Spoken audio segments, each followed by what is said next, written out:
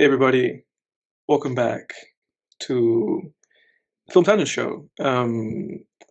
This is a week in time after another week in time, and a lot of events have transpired, which has led to a guest that we have in the show.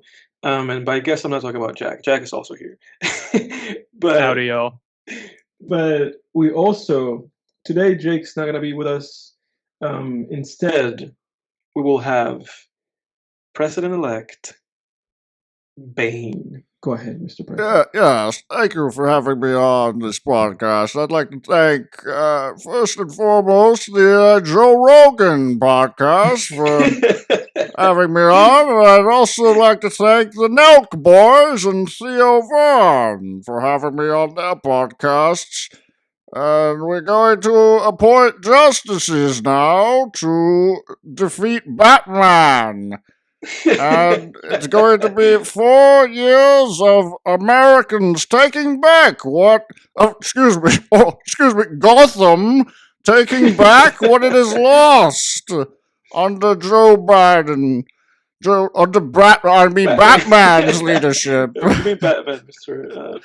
President Bane. Excuse I'll be me. living in the shadows for 4 years. No, Batman, be quiet. Be quiet. You lost the election. You can't. We were too big to rig this time, Batman. We were too big to rig. You couldn't rig this election this time, and we've won. Your precious armory, gratefully accepted. We will need it. Oh, dude, I'm getting good at that, man. I just came back. Oh, did I miss Bane? I just got back from the bathroom, dude. But did he just you walk cut him out? off, he just walked off. We only really had he said he only had a minute with us, so we have to What? respect his time. He's a busy guy. Dude. You kind of lost out on him being here, but Spent the he full was- year budget too, just to get in here. Yeah, Oh. dude, and he was just about to talk about how he's a big guy and everything Yeah, for you. for you. But we did spend a whole lot of our budget just to get Bane in here, which means that our clips guy is gonna have to go unpaid for a long time. Yeah. R.I.P. R.I.P. our clips guy. Everybody, welcome back. This is a Film Tangent Show. Talking about RIPs. There's some RIPs that I kind of want to go into and get out of the way. Oh yeah. As we start the show, and as I guess people that missed out on this new world that we live in.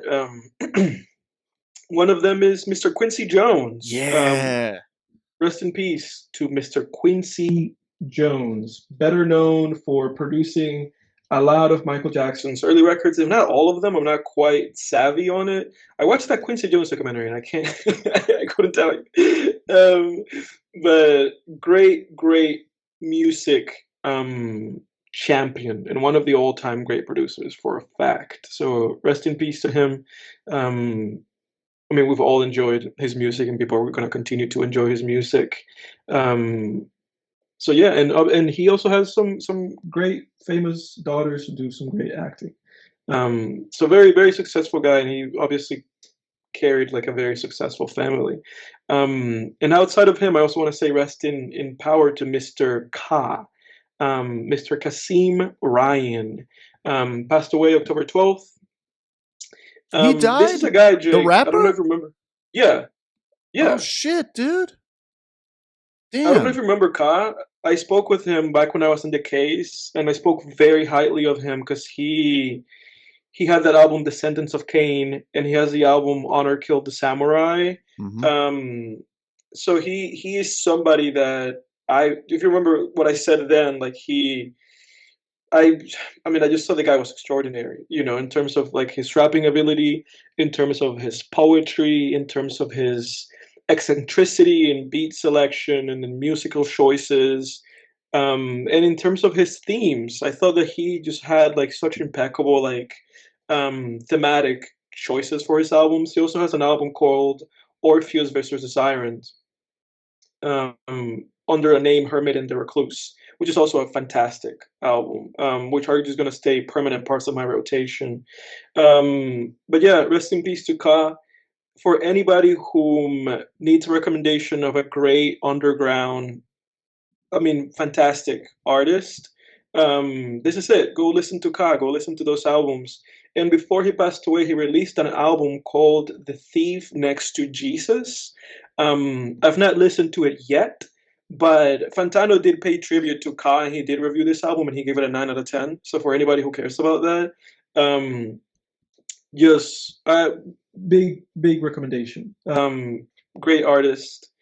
And a sad loss. At least I'm happy that I was able to give him some flowers while he was, still with us. Mm-hmm. Thief Next to Jesus. That's a great album title and cover here. And cover. Oh yeah. Oh yeah. It looks great. But that's too bad, man. Yeah, it says its cause of death is unknown, huh? Yep. Jeez. Sucks. Well, it's nobody's business anyway. But, hate to be one of those people that starts listening to music after people have passed. But definitely gonna have to take a look after that recommendation. Yeah, sadly, we've lost Ka. But moving outside of all this kind of more, I guess, just not happy subjects.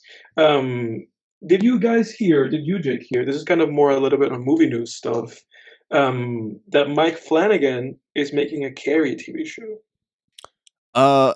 Carrie TV show? No, I thought he was making a Dark Tower series. Well, he's also adapting Carrie into a TV show. Oh man, that's definitely that won't take as long. A Dark Tower series is. I mean, I've read half that series so far. I've read half of those books, and that's gonna be ambitious, dude. That's gonna be a lot of freaking visual effects, and that's interesting. I did not hear about that. Mike Flanagan, huh? I'm actually watching The Haunting of Hill House for the first time right now, so that's funny that you brought that up. Interesting. Do you like those Netflix shows he did, right? That's the first one I've delved into, and I'm like 4 episodes deep so far. It's great though. I'm definitely gonna be looking into watching the other ones as well after. It's definitely hour episodes, 10 episodes. It's definitely a commitment, but they're really well done and meticulous, and I mean it's just like airtight story so far is what it seems. So I've enjoyed it. Yeah, I've seen part of Haunting of Hill House. I have not seen Midnight Mass. I have seen all of Haunting of Bly Manor. I thought that was great. But I don't know how rewatches would be on Haunting of Bly Manor. I'm not quite. I don't know. Nothing's pulling me back to it, and I kind of feel the same way about the House of Usher. I thought that was really well done, but it's just very I don't know. It feels really good for Western horror in a way where it's oh, this is really good for American horror, or slightly above average, I thought Fall of the House of Usher was really clever. How he basically took not only the Fall of the House of Usher story by Edgar Allan Poe, but then also interwove into each episode a different Edgar Allan Poe story. So he did his own telling of the Telltale Heart, I think Pit and the Pendulum, The Raven. And I thought that was pretty clever. I think I watched that. Yeah, I watched that last year, and that was good. I've been meaning to finish The Haunting of Hill House for years. One thing for me is I feel like haunted house stuff. I have a hard time getting into that now. I feel like it's just been done so much. Yeah. Even especially. Not only with movies and shows, but books too. Whenever I'll look at what's the next horror book I'm gonna read, because most of my reading is horror, because that's what I want to write, or that's what I want to get published in. I really just kind of avoid haunted house stuff. Whenever I see whenever I'm reading a book blurb and it's so and so's returning to their childhood home where they experienced hauntings, I'm nope, can't do it. I can't. It is pretty cliched at this point. Yeah, it is. That's interesting. A Carrie mini series. Something like that. I just read basically the blurb, but that's kind of what it seems to be. Interesting because Jake, that I am a certified Mike Flanagan hater. Yeah. Dude, I hate Mike Flanagan. I hate him all the time because he hasn't made a single he hasn't made a single movie where I've been like, yeah, like not a single movie. And I've seen like 3 or 4 Mike Flanagan movies. I've seen Oculus. I've seen Hush. I've seen what's the one with the Shining adaptation, Jake? Dr. Sleep. Dr. Sleep. Like I keep giving this guy chances, and he keeps letting me down every time, just further and further into the ground. I've not watched any of the shows,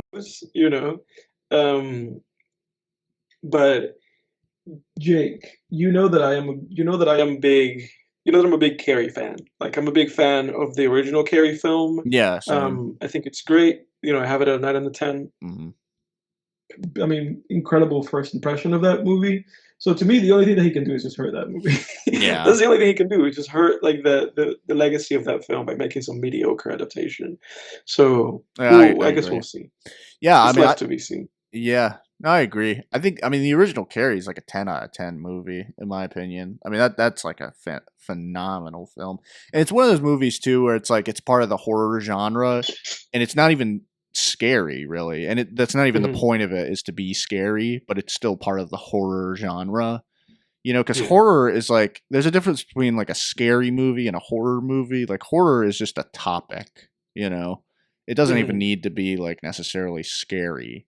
You could kind of tell just by marketing materials and stuff if that's going to be the goal of the movie. And I know a lot of people said that like about Longlegs, that the trailers made it seem like, this is going to be the scariest movie you've ever seen, and it was more of like a psychological thriller, and so people were kind of bummed about that. So you can kind of like mishandle the marketing. But anyway, yeah, like I agree, man. He could probably only really, I don't think he's going to outdo Brian De Palma. Yeah, exactly. It's like what can you really do, with this idea? So I guess we'll see. I mean, yeah, we'll see. I'm looking at his filmography right now. I've seen Oculus. I barely remember. I think we watched that when we were like teenagers, Jack. That's the one with the scary mirror or whatever. That's not even jogging any memories for me. Yeah, it's pretty forgettable. I don't really remember too much of it. It kind of does the same thing that Haunting of Hill House does. That's one thing I remember, how it jumps between past and present. Like this thing that haunted the main characters when they were kids. So there's a lot of flashbacks to when they were kids. And then I'll tell you what, that does kind of wear you out sometimes when it's. The first couple episodes of Hill House, it's constant. It's just like a little bit mentally taxing to keep up with for me. It's just like, geez. That was my girlfriend's. Just be a little linear for a while. Yeah, that was my girlfriend's reason for actually not finishing it. She said the same exact thing. I think she started it like a few weeks ago, and she didn't end up finishing it because she got tired of the time jumping. But yeah, I've seen Oculus. I don't remember too much of that. I remember it being like fine. I have not seen Hush. I need to see Hush. I know you don't like that movie, Edward. Dude, I'm curious. Like the only curiosity that I have is just like, if I guess I'm just curious to see like if you would watch it. Yeah. And then because I've shit on that movie so much. So it's just like to see if you would find like something to like there that would appeal to you, or if you would be like, no, this is actually Edward's, right? But yeah, his movies are Hush. Yeah, his movies are very like, I kind of have a feeling about what it's going to be like just based on all the other movies I've seen by him, because I've seen Oculus, I've seen Ouija Origin of Evil was pretty good. Gerald's Game was good. Dr. Sleep was good. Yeah, so I'm missing two. I'm missing Ouija and Gerald's Game. Yeah, and then there's those TV miniseries that he's done. And I have to say, like, his movies are, his work overall, I feel like, is very, like, the first time for me kind of hits. And then as I think about it more, I'm like, that really wasn't that good, And it's kind of like very vanilla American horror, sort of like masking itself as like something better than it actually is. Like there's parts that are, it's almost like you can kind of see just like fragments of greatness in it, but overall it's just kind of, his stuff's kind of underwhelming. It never feels like he really goes for it, And one moment that I will say where I was like, oh, he really fucking went for it, was in Dr. Sleep, dude, when that scene where the vampires, the psychic vampires all kill that kid. Yeah, they torture that kid on the screen. That's great. Yeah, like that was one scene where, and I'm not saying that's one way of kind of quote going for it. When I say going for it, I mean really like not just pushing the boundaries of violence. That's just one way to do it, but going for it in terms of like, you know, really just trying to create something that's like different and great and you know, genre pushing the envelope a little bit in some way. Yeah, in some way. And one way you can do that is with shock factor, which is kind of the cheapest way to do it. But I was surprised in Dr. Sleep. Well, I was like, wow, I can't believe that I'm watching like a group of 10 like adult vampires physically torturing a kid to like suck the life out of him or whatever. That was like, wow, holy fuck. But it almost kind of didn't fit with the rest of the movie because the rest of the movie is like this dark fantasy adventure. It was random. Yeah, it was. Yeah. It didn't quite made me sleepy, man. Dr. Sleepy. Dr. Sleepy. Dr. Sleep made me sleepy, dude. It's like that movie. It's like if somebody has like insomnia, it's like, oh, there's a movie, you know, called Dr. Sleep, and it's because it'll put you to sleep, you know. Yeah. That movie made me sleep. We like watched that with your family, and I remember just being like, oh my god, I'm falling asleep. Yeah. Yeah. Dude, you know what I just thought of? Speaking of sleepy, dude, I just thought of this. So, like, Sleepy Gary. You know, if you're, you know, unless you've been living under a rock, you know that the entire reason we did the whole Bane thing at the beginning of the episode is because, you know, Donald Trump just got reelected as president. I'm going to go on record in case people haven't heard any of the other episodes. I voted for Kamala. I voted for Hillary and Joe Biden and Kamala. So never voted for Trump in the past 3 elections. I would never vote for Trump. This was your last chance. Exactly. It's so weird that like the past 3 times we had to like choose, we had to vote against. It's like you had to either. It was like he was one of the options the past 3 elections. It's like exhaust. Yeah. I felt exhausted. It's finally over. It's crazy for that to be like those selections be drawn out across like 12 years. Yeah, 12 years. I know, man. Wait, 8 years, right? 8 years. Yeah, 12 years. By the time that this one's done. Oh yeah. Yes. Exactly. Yeah, I was gonna say, shit, college wasn't that long ago, was it? No. Yeah, just 3 elections. Like this time, I really had. We were talking about this before the podcast, but I just had this sense of like deja vu, man, where I was like, holy shit, man, like again. The guy in the red circle is Donald Trump's like smiling face. Like why, man? Anyway, you know, this isn't a political podcast. We're not going to get all political and everything. You know, people, obviously, if you're some part of a hate group, like unsubscribe, you know, get out of here. But other than that, like, you know, everyone's welcome. Everyone's welcome here. Yeah, like whatever your political affiliation is, you know, you're welcome to listen. But I personally, you know, am moderately liberal, and I really felt just as a disclaimer, I felt that Trump was, you know, a fairly dangerous candidate, and really, yeah, I really, you know, you've heard all the objections to him before. Like I really dislike him. But one thing that I noticed, dude, have you guys noticed that? Like, it really hit me when he was on Joe Rogan's podcast a few weeks ago. Like, his energy level has taken a dip over the past like 8 years. Dude. 100%. And it's funny because like if you, I'm gonna cut you off for a second, but it's funny because like something that people keep uttering, it's almost like they're not listening to themselves. It's just like being like, oh, you know, there's an age today and stuff like that. And it's like, dude, have you been paying attention? Dude, he's no longer orange. He's like bronze now. He's like bronze. I saw a video of him the other day, like a recent video, and it's like you can see the line on the side of his face. It's like bronze and then like just normal skin behind it. But yeah, no, and his voice, like people are like, oh my God, this guy has great energy. And it's like, no. Dude, back in 2016, he's all like, you know, okay, Jeb Bush, be quiet, shut up. He wants to be a tough guy. No, that's all of his special interests and donors booing me, by the way. A lot of times, shut up, Jeb, shut up, you're a pussy. And like now he's just like, we did it, we won, and I love all of you people who are sitting in this Very large room. We did it. Wasn't it quite something? Joe Rogan, I want to thank you for having me on. You're quite something, Joe. Yeah. You're quite something. He slowed down a few steps. It's like he's reading you a bedtime story. Film from that impression. tangents. Film tangents. I said, listen to film tangents. I said, they wouldn't have me on. I said, I didn't want to go on there anyway. All right? I didn't want to go on film tangents anyway. All right. You know what I thought of too? Like, what if We're too big to fail. Yeah. You know what I thought of too, dude? Like, what if the next, because he doesn't have to get reelected again. So, like, this is it, right? We'll probably get fans next time. Exactly.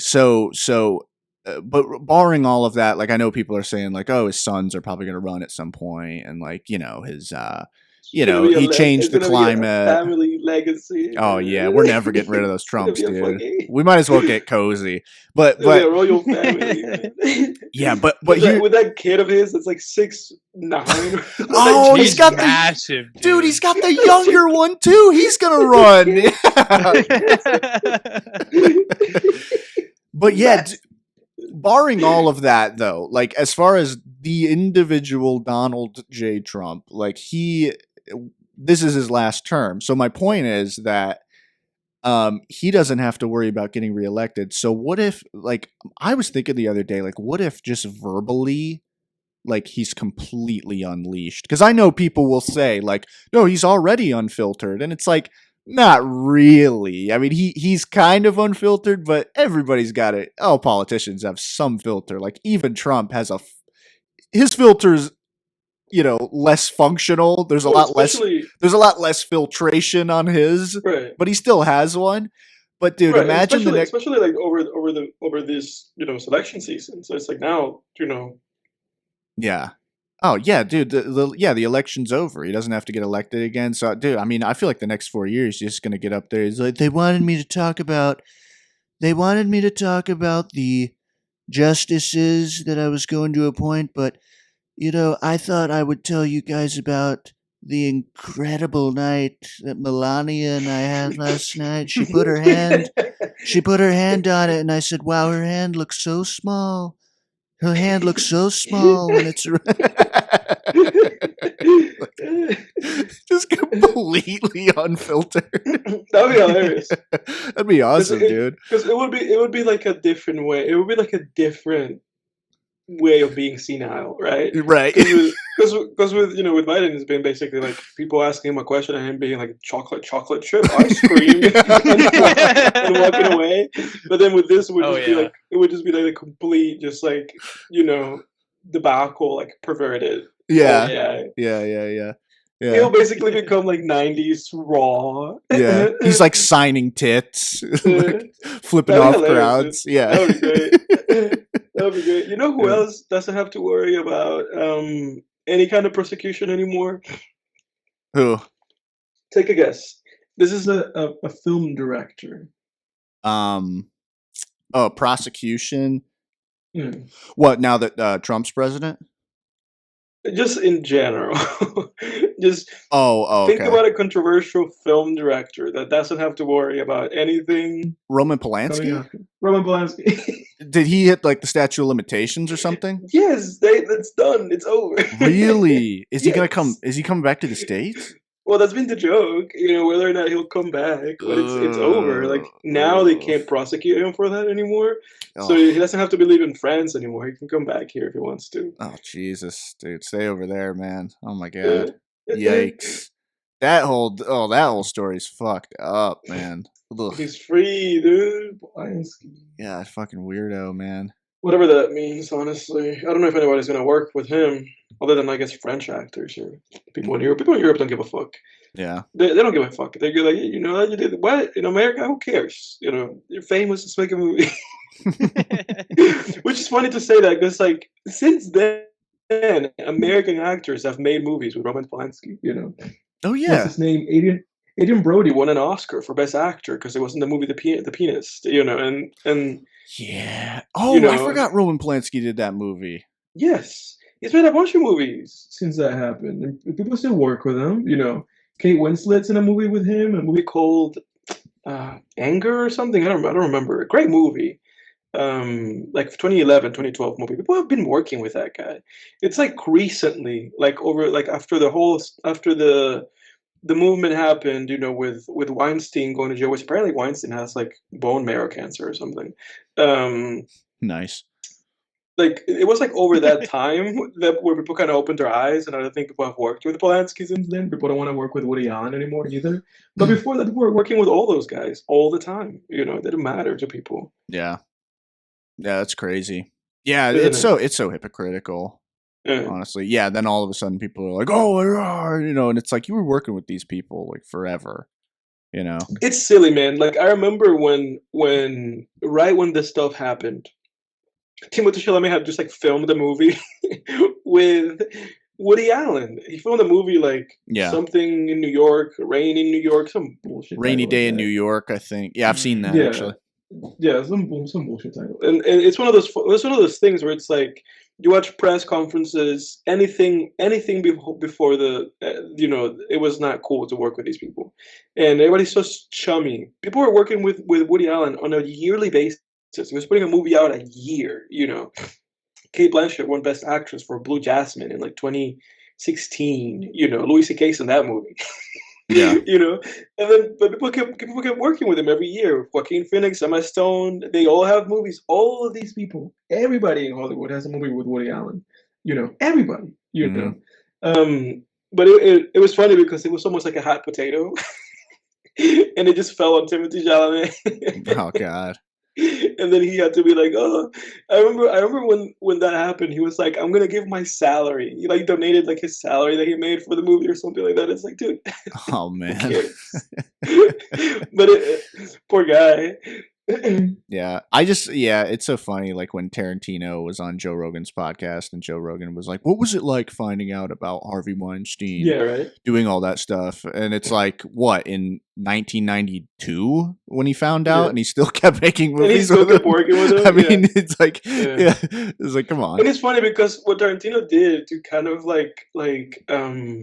kind of brush that was just basically say like, well, everybody, had heard about him stealing kisses. That's how he phrased it, like stealing a kiss or and people would just say, "Oh, it's just Harvey," But he like played it out. He was basically like, "I didn't know. Like I had some inclination of knowledge, but I didn't know the extent." Right. Like, he was just like, "Dude, don't ask me that question." Yeah, that's crazy. Jeez. Yeah, it's wild. Yeah, that was a really I mean, I know like no movement is perfect and everything, but I really think that was good to get get that guy, get him locked up, Get rid of because all those people. Yeah. yeah, because I mean, think about it. Like you got to understand it from like a Kevin Spacey. oh yeah, you got to understand it from like the perspective of I'm glad you brought up Kevin Spacey actually, because I was gonna say from a woman's perspective, but really like a young man or woman's perspective. Going into Hollywood, you're just trying to start your career, make a name for yourself, and now all of a sudden it's your problem that the producer has like the hots for you or another actor. Oh, now it's your problem, and now your career hangs in the balance. It's like, fuck you. This person's been working their whole life to try to make a name for themselves in Hollywood, to try to get a career going, try to make a living doing what they love, and then you're gonna slow it down and give them an ultimatum because you're attracted to them and you want to have like some kind of power fantasy. It's fucked up. Right.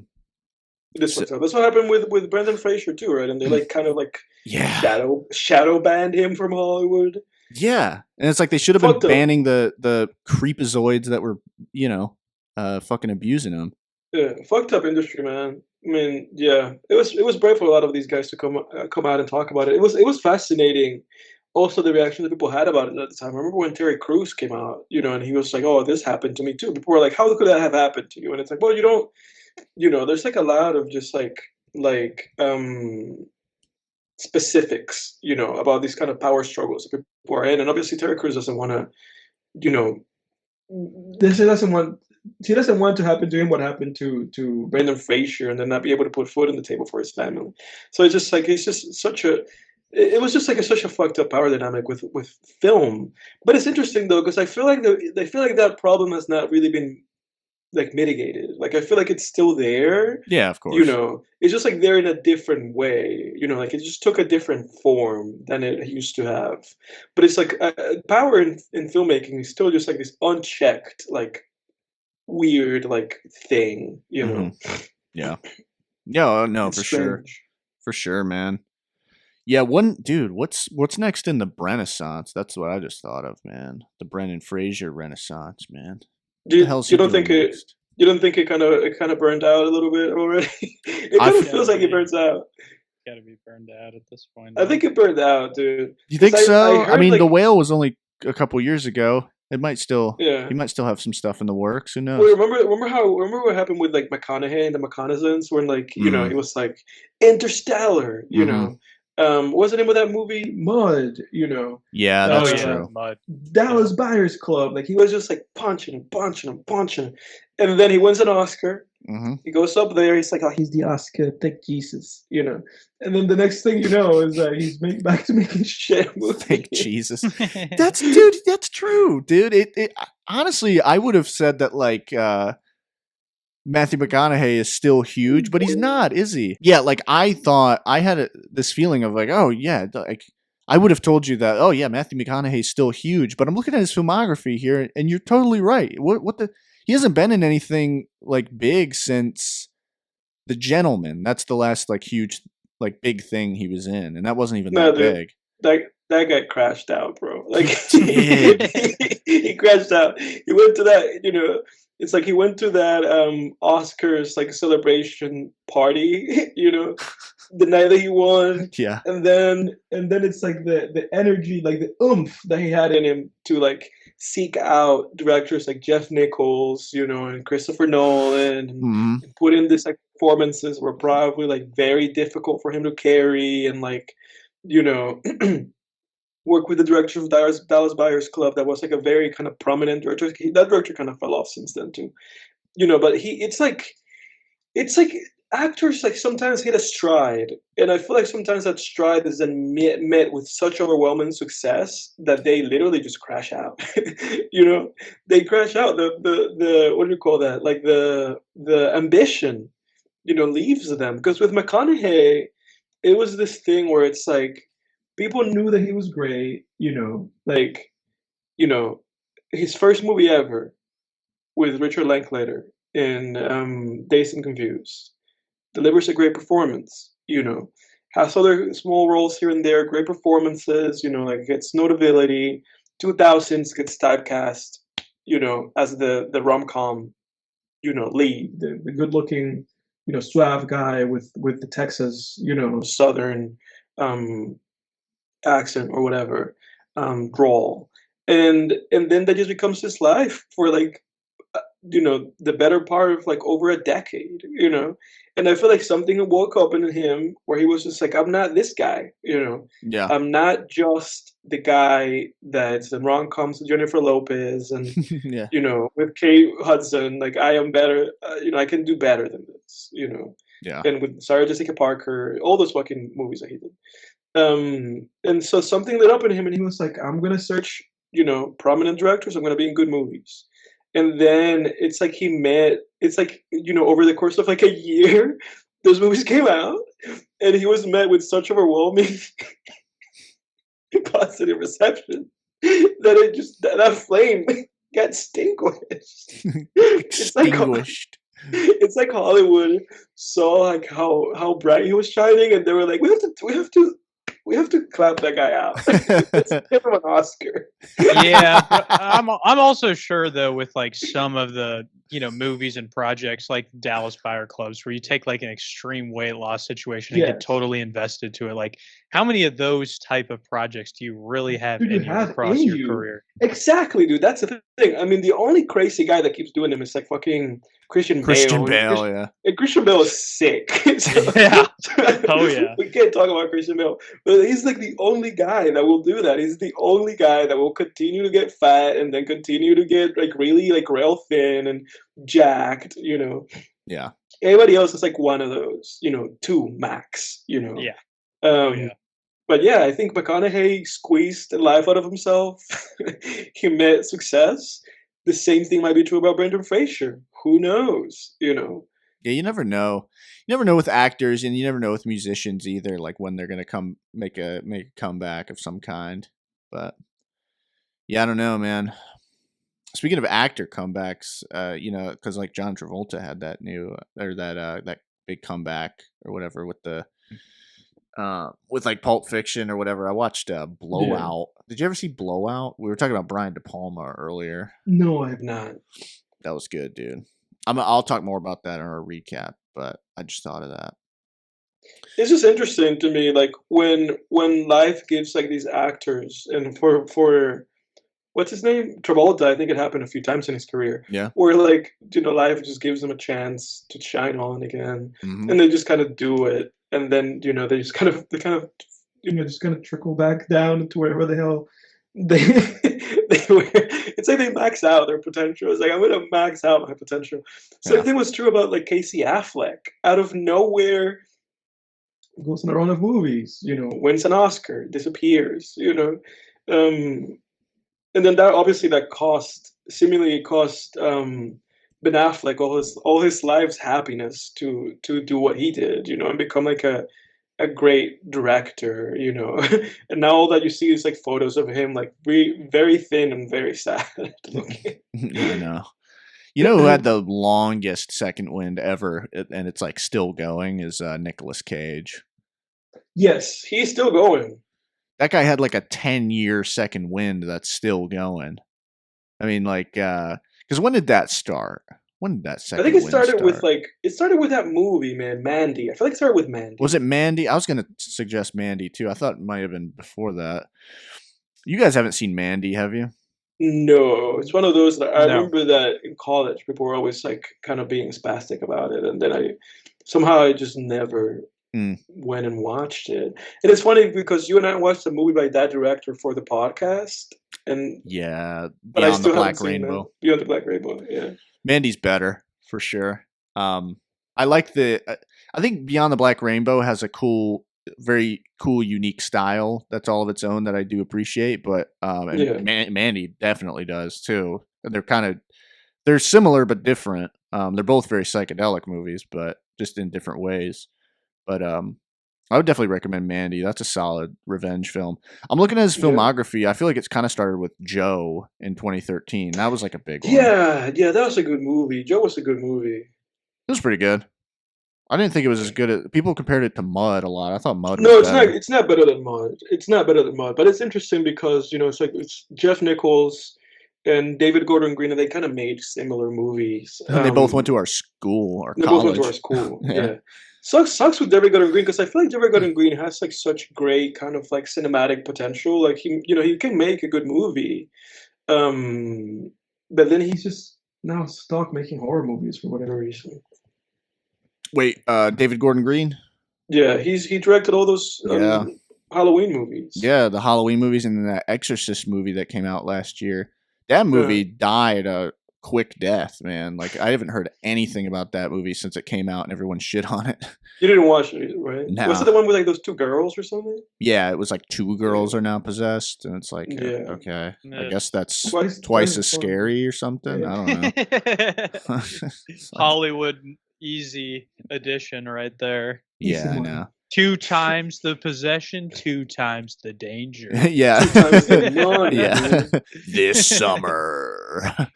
Watch is 1 not plus 1 equals 2. Yeah. Yeah, and they brought back like the actress who played the mom in the first movie. And apparently, I don't know if we were were you the one telling me this, Edward, that they had to like, I don't think you told me this. They had to bribe her to come back like 5 times before she would actually come back. Like I don't think I told you that. They were like, okay, we'll give you X amount of money to come back, and she was like, no. And then they like a few months later they were like, okay, we'll give you this X amount of money to come back, and she was like, no. And it happened like 3 more times, and finally it was just like too big of a pot to turn down. To turn down, and it's like. It's like that. It's that new trend that they're doing with all of these like soft reboots, where it's like a sequel / reboot. Exactly. Yeah. Exactly. What is that called? A requel? where soft reboot. I don't know. Yeah, soft reboot, but I think like the new term that was coined is like a requel, and it's a soft reboot. I'm just playing with semantics here, but like it's like money. This. Yeah, it's this thing they did it with the Terminator movies too, where and you know where it started. It started with Logan, where they're like, oh, this is a formula that works. Let's have the hero of like the previous movies be now old, broken down, and pissed off and like depressed, And they did it with Luke Skywalker in The Last Jedi. They did it with Sarah Connor in Terminator in the new Terminator sequels that I have not seen. Like they're just like they did it with Rocky in the Creed movies. It's a big point with the drinkers and how they're just kind of like killing people's heroes, like humiliating them, making them out to be like, oh, they didn't live out the promise of the film. They ended up being just like sad and old and lonely and disturbed. Yeah. It's so depressing. Yeah, now Luke Skywalker's just some hobo on an island drinking dinosaur titty milk. Like, get out of here, man. You can't tell me that at the end of Return of the Jedi, Luke, the triumphant hero, that's what he ends up becoming. And even like Mark Hamill was like bitching about it on like he was like in interviews being like, I told the director I fundamentally disagree with your vision of this character, but that's the movie we made. Well, why did you I mean, obviously because of money, but you still like did it. You still portrayed that. I love how Mark Hamill just thought he was so big that he could like persuade the director to like rewrite the story. Rian Johnson, which he should have. He should have been able to. That would have been awesome if he persuaded Rian Johnson to make a good Star Wars story. Yeah. Well, I guess he tried by just kind of like being like, I'm Ryan, but I fundamentally disagree. So will be quiet. Yeah, shut up. Say the lines. Yeah, you old fuck.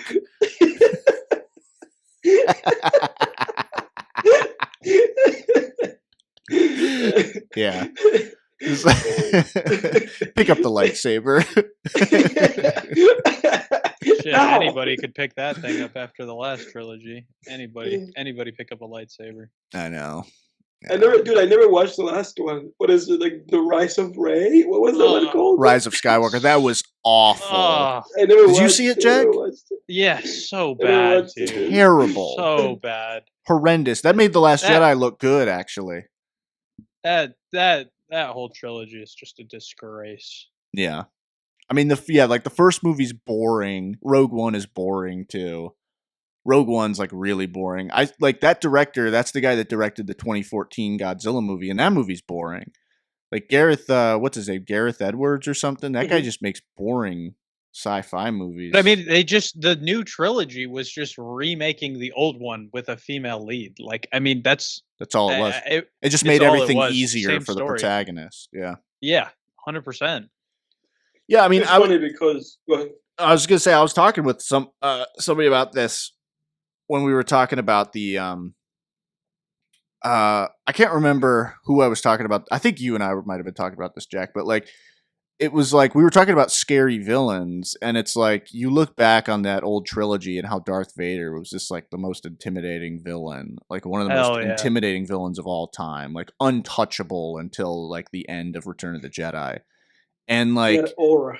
Yeah, that's what made him scary. You have to and this is what like a lot of anime gets right. Like you have to 100%. You have to take the power level of your villain and make it so far beyond your main character that it seems impossible. It's like you're like, how are they even gonna 3 movies, Dude. It took him 3 movies to get there. I mean, he didn't even face Darth Vader in the first one because it was like you can't even do it, dude. You can't. And he owned him in the second one. Darth Vader owned him in the second one. Yeah. Dude, the thing where I really felt that, I don't know if y'all ever really got into the VR. I mean, Jake, your dad has the VR headset. I don't know, Edward, if you've ever been in there. But there was a Vader Immortal series on VR, and you get in there, jump in, and Vader just towers. Like, I mean, he is just towering above you.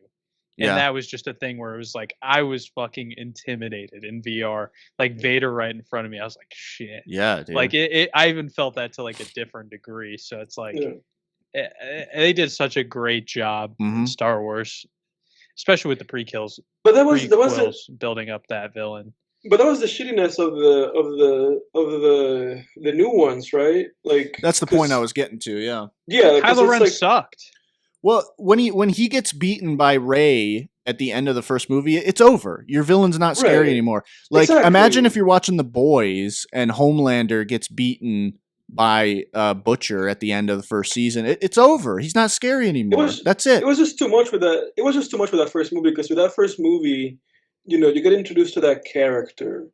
And at the beginning of that character, that, you know, she doesn't have the Force. Like, she's just like a person that's like scavenging. You know, she's a scavenger hunter. You know, she's just like going to old ships and getting stuff that she thinks she could get some money out of it. You know, and then to have that specific character go from that spot in the movie, and I think in the timeline of that movie, maybe just like a couple of weeks pass, if that, it might have even been days by the point that she then meets with Kylo. They have the confrontation and she defeats him, and it's like you could, and it's fascinating because, you know, part of my theory of how Max Landis went down, of how his career ended, was because he was one of the famous, like, prominent people that was like, you know, she's a Mary Sue. Yeah. You know, and I think part of me feels like they looked at him and they're like, we're going to cancel you. Yeah.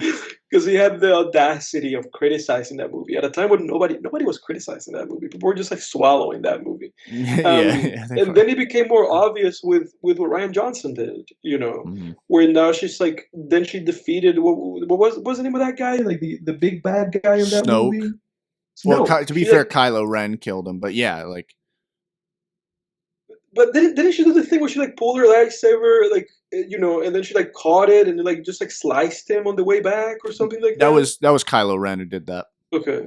Yeah. But it's like ultimately, you know, like that was like the guy that it was like in the first movie, they were like, oh, here's Kylo, and Kylo's answering to this guy. Right. You know. And then in movie 2, they chump him. Yeah. They make him into a big chump. And I remember watching that movie, dude, and I was like, I'm done with this. Like, that's why I haven't seen that last one. I was like, what point is there? And from what I understand, all that JJ did was come in and like try to undo everything that Rian Johnson did. Yeah. Which just made everything worse. Yeah, it was just a continuous undoing. Like, Rian Johnson came in and undid what JJ did, and then JJ came back and undid back. It was like, dude, if this was going to happen, then JJ, why didn't you just do a trilogy? Like, why did you hand it off to Rian Johnson, and why did they give him creative liberty enough to do the shenanigans that he did? Yeah. It was funny because even with that movie, they fired his ass, and they had somebody else like finish the film. Yeah, but they couldn't like completely take out all the shit Rian Johnson did, so it was just there. They fired Rian Johnson? They fired Rian Johnson. It was a mess. Really? That movie. I didn't know about that. Wow.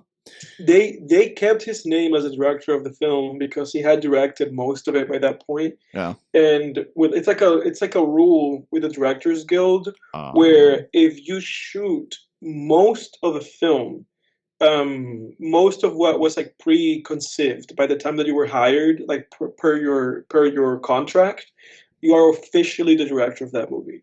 But I think they brought somebody in. I forget who it was, but Rian Johnson didn't finish shooting that film. He like shot like, from what I understand, like 90% of it, and then I think through pre-production, because they were like cutting the movie as the movie was getting made.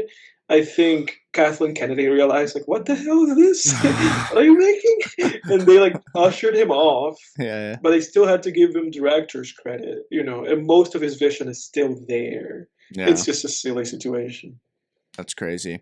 Well, you know what's funny too? Like the whole like killing Snoke off really quickly in The Last Jedi. I feel like that moment would have worked. It would have actually been kind of cool if Kylo Ren was like as good and scary of a villain as Darth Vader was. That actually would have been cool. Like, oh, we're not going to do this, you know, Darth Vader archetype answers to the Emperor archetype this time. You know, I think it actually would have been cool if Kylo Ren was still a scary villain and felt like the main threat. But by the time The Last Jedi starts at minute 1, it's too late. because he lost at the end of the first movie. He was done and dusted, you know? I mean, if Luke beat Darth Vader at the end of New Hope, you don't have Empire Strikes Back. Like, you don't have that presence that whole movie. But yeah, I don't know. It's like this is just writing 101. Like, you got to make your villain. Also, I just think, like, I don't know, just the way they went from the first 4, 5, and 6 to the new trilogy as well, just like the whole time kind of the Empire being in control and suppressing is just like almost redundant as well, where it's just like constantly feels like it's just like being beat down on, and like you're just holding on to this glimpse of hope. Like, I don't know, it just seems monotonous to me. It's like the same shit. Well, it's like, what did they accomplish at the end of Return of the Jedi if the Empire was like still back? Exactly. In Force Awakens or whatever, it was like the First Order is the most powerful organization in the galaxy, you know. And it's like, how you didn't you guys lose at the end of Return of the Jedi? Like, what happened? I don't get it. Yeah. It wouldn't the stormtroopers be the rebels, but they weren't framed that way. They blew up like 20 planets in that one scene. It's like, this doesn't make any sense, man. Yeah. You know what I thought of recently? And, you know, I got to say, I guess this is a good follow-up to our lame book conversation last week. I deleted my social media accounts. I did it. I deleted my Facebook account on election day because I was like, I don't want to hear any of the noise. I want to be separate from all of this. And I'm just done with social media because of, you know, reasons we've already gone over on the podcast. I deleted my Facebook account, my Instagram account, and I deleted my Reddit accounts. Let me ask you this, but like by that, do you mean that you deleted the apps, or you just don't have those? You don't have like an account. The account. So they're terminated. Are they terminated in such a way that you can still go back and like reinstate it, or are they just permanently? You just don't have those accounts anymore. Permanent, dude. Wow, look at that. I think maybe my Facebook I could reinstate, but you pulled the trigger, huh? Yeah, dude, I did the nuclear option. But you know what I thought of, dude, and I can't do it now. I could make another Reddit, but I thought I had this random thought of like just they doing. They have your IP. Yeah, right. You know what I thought of would be funny to do on Reddit, and you couldn't do this for long before the mods would like kick you out. But I thought it would be funny to do like fake spoilers, like in a subreddit. So like, you know, go into like the Better Call Saul subreddit and just title a post like, "So why did Saul kill Kim?" or something like that. You know, and people would think they saw, who haven't finished the show, like would think they saw like a major spoiler. Like, what? You know, I thought that'd be kind of funny, dude. Why did Mike and Saul have sex in that one scene? They'd be like, Jake, this is strike 2 already, buddy. You've only been on this Reddit for 2 days. Yeah. Why did Gus give Mike a hand job in that? That would be hilarious. Because, you know, people, it's like as long as you keep it like reasonable enough, like that's kind of reasonable. It's like that could happen. Yeah. You know, you could fool people. I want to make a brief. Go ahead. Let me throw this in real quick. I did do one of those as a comment. So like someone was like, I think the question was like, their post was like, why was Mike so sad when, I won't say the character's name, but such and such a character died? I don't understand. Like, it didn't seem like he knew him. And then I wrote in the comments, like, it's strongly implied that Mike and character X were lovers. And then I even said, like, I believe it's mentioned in like season 2, episode 4. Like, I just made up some season, like episode number. They like commented on, like, what? D1 instigator right there. I wanted to make a correction to our previous tangent. It is Ryan Johnson was not fired. I did a quick Google search just because I was like, am I confusing shit? Colin Trevorrow, who directed like the Jurassic World movie, he was fired and replaced with Ryan Johnson. But then the other thing was that for that solo, like that Han Solo movie, the those guys that made the Lego movie, they were fired. And then Ron Howard finished shooting the movie, and they gave Ron Howard the director credit. And they gave those other guys story credit. So I just wanted to make that correction. I didn't want to misinform anybody. Although if somebody clicked away from the episode after I said that, they were like, "What? They fired me?" Yeah. Sorry about that. Yeah. This is what I'm talking. The fake news, film tangents media. Dude, right? Fake Look, news. I So much of the news is fake. Can't trust them. These film tangents, guys. what is it? What is it that they do? I fact checked myself. So there you have it, folks. That's the facts, as they say. Yeah. But here in Truth Social, You know how they have those like websites where it's like media ratings and like they have, you know, like very reliable or moderately reliable or not reliable at all. You know, it's like Film Tangents is like all the way in the red. It's just like completely unreliable. We're like we're next to InfoWars in the just like they're a cut below Alex Jones in terms of reliability. It's interesting though that you did that, because obviously the only I've only gone as far as, you know, deleting the apps, you know, and I've not been able to sustain that, you know, without just then re-downloading them. So I commend you for that. That was quite, you know, I feel like you were like, you know, if it had me, I would have hovered over that delete button for like 5 minutes and be like, do I have to do this? You know, yeah, I've done that with TikTok a couple times. That thing has a chokehold on me, man. Well, you know, but that's the thing. There's things that I just never got into, like TikTok. I've never been to TikTok. Yeah, same. So it's good for you. So there's things that there's things that don't have a hold on me. And like Reddit, I've never had a Reddit account. So with me, it's really just like I just keep hanging on to Facebook. I keep hanging on to fucking Twitter, you know, and Instagram, you know. And two of those were things that I just created because other people pressured me to create them. Like I think Jake and like Evan pressured me to make, or like Evan pressured me to make like Snapchat, I think Instagram or Snapchat or something. It was definitely, you know, so it's like, Snapchat's great for communication. I won't delete Snapchat. Yeah, Snapchat's fine. Like, so it's like I'm never you know, despite the fact that I'm part of the generation of early adopters of all these social media, you know, we've been the test monkeys of all these social media sites. I've never been like eager to join any like website. I'm just kind of like, I don't care, you know. I have enough. So it feels to me like I have enough with like just having Snapchat, Twitter, and like YouTube. Like I could just have those three things. Yeah. You know, and it's interesting because the point that I wanted to make last week that I forgot about was moderators on YouTube, like YouTube moderators. Especially like if you're watching like live streams, like whenever we're watching a live streams and it's like a big channel, they have a mod, you know, or they have mods, they have people whom they just let them be in charge of moderating the chat. Yeah. And if somebody's spamming or writing in all caps or saying derogatory terms, they block them, you know. And it was funny because I saw like a really hilarious instance of this a few weeks ago. Yeah. Okay. where I was on a YouTube channel, this guy called Pep. And he just streams like Yu-Gi-Oh content. For those who are not aware, I'm big like into Yu-Gi-Oh, the card trading game. And you know, I was watching his live stream. Nerd. I summoned Pot of Greed again. You don't summon Pot of Greed, Jack. You play Pot of Greed. But yeah, I'm a big Yu-Gi-Oh nerd. Nerd says the Godzilla nerd over here. Yeah, right. Yeah, this is a nerds show. Yeah, of course. 100%.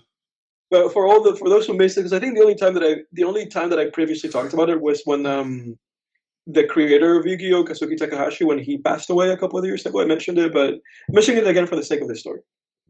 I was watching his live stream, and it was like before the guy came in. So like the guy Pep, he's not come in yet to you know, play Yu-Gi-Oh and talk to the chat, but the mod's there. And the moderator just like put in the chat and they said, everybody leave a like, you know, leave a like for the channel. And so somebody comments, I wish I had screenshot this. So I'm going to kind of paraphrase this. Somebody comments something along the lines of like, get online and I'll beat you, you know, to the guy who's the YouTube channel guy. And the moderator, he goes like, hey, you know, stop that. He like immediately tells him like, don't stop that. And he's like, I bet you won't defeat me. You know, like, I have this and that card. You know, if you're reading this, you're a coward. You know, step up to the moderator was like, stop. The guy again said like, hey, I just want to duel him. And so the moderator then goes, "This is your final warning." Yeah. Oh, they love that. Yeah, they love giving strikes. Telling him to stop like once or twice. Yeah. And somebody else in the chat commented and said, "Final warning for what?" It's gonna be like, "What are you doing?" And then the guy said something along the lines of like, "I just want to duel him," and then the moderator blocked him. He was out. Wow. His comments disappeared, and all that you were left with was the comments of the moderator going like, "Stop, final warning." Person saying, "Final warning for what?" And then the moderator just going like they've been dealt with. Like the moderator looks like he's got like psychosis or something.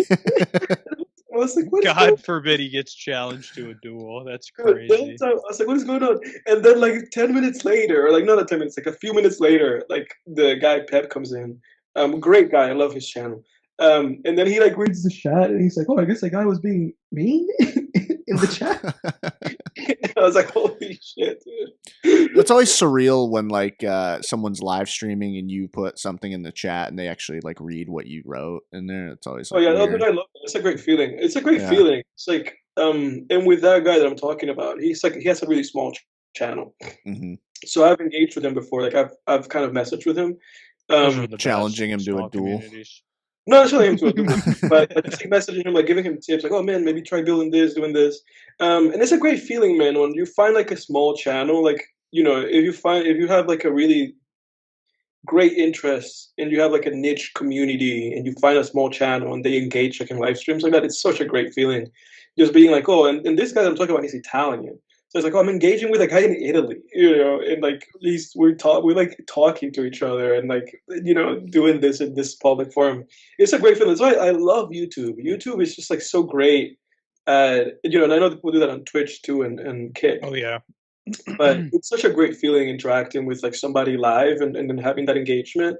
And this is like an opportunity for you person listening. Fucking leave us a comment. Leave a like video. We are here. We're going to engage with you. If you leave a comment within a day, we're probably going to like reply to you.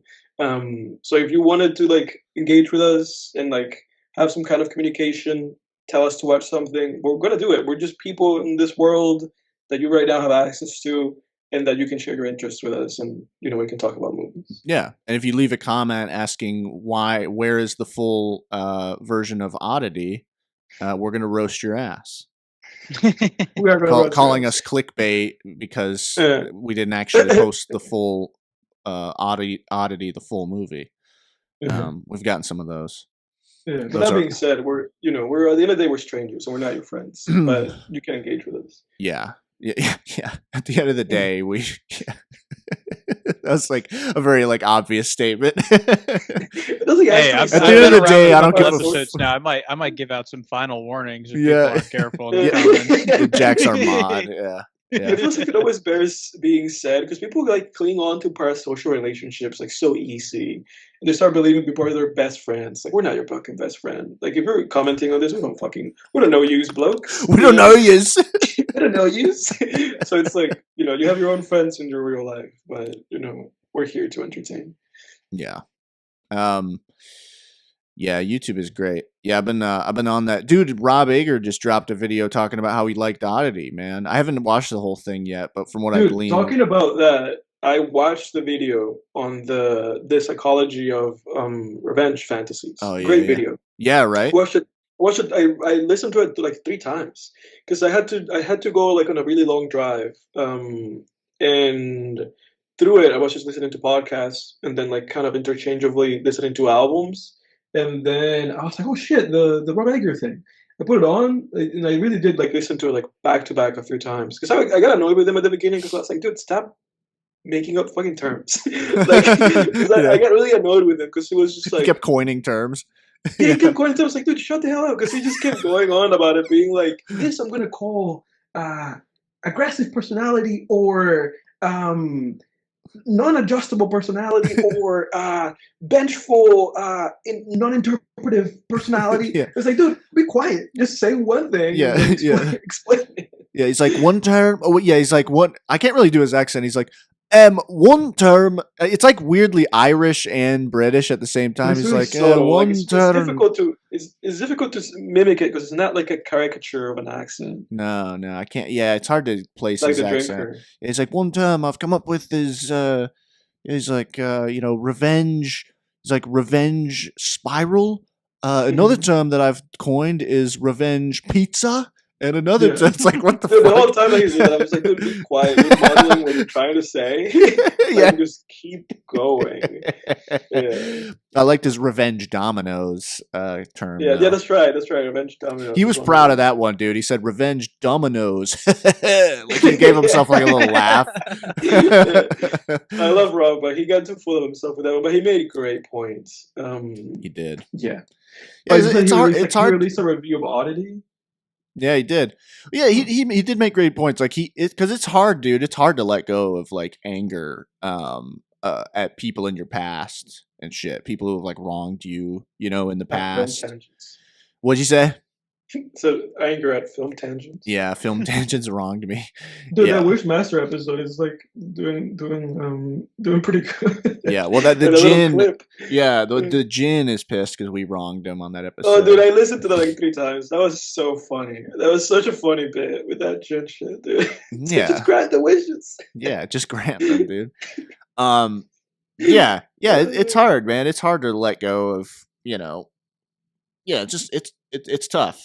It's like you want to, and even when you like let it go, you're like, well, I'll just get revenge by living well and like being successful, and it's like, it's still revenge though. You're still holding on to it, It's a tough, it's a tough cope, man. It really is. Like it's a tough cope, And I can't imagine, like, I haven't even been wronged that badly in my life, honestly. I've been wronged. I've been like, if we're talking about a scale of 1 to 10, I've been like level 3 wronged in my life. Like, not even that bad. But you think about people who've been like severely abused or just taken like really seriously wronged by people, And I mean, I can't even imagine. But yeah, it's a topic I love exploring and writing too. It's like the main topic that I enjoy exploring. Like I'm coming up onto the like second act break in the novel that I'm writing right now, and there's a lot of the heavy revenge themes in the final act of the book.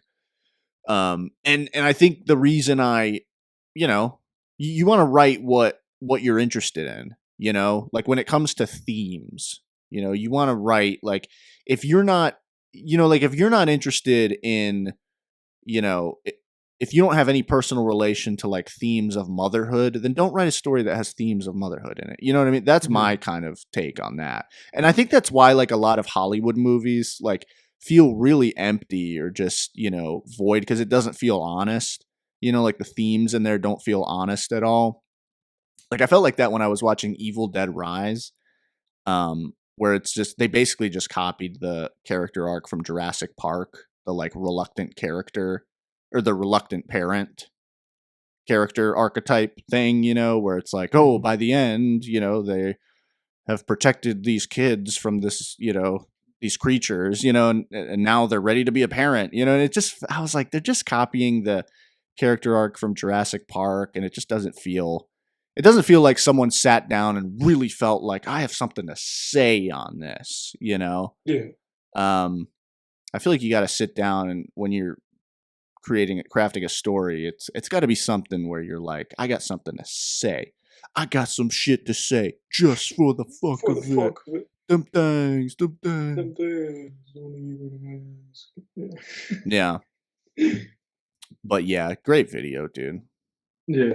That was I'm looking shit. forward to that Oddity video that he has. So I'm looking forward to seeing what he has to say and how it may differ from what we say.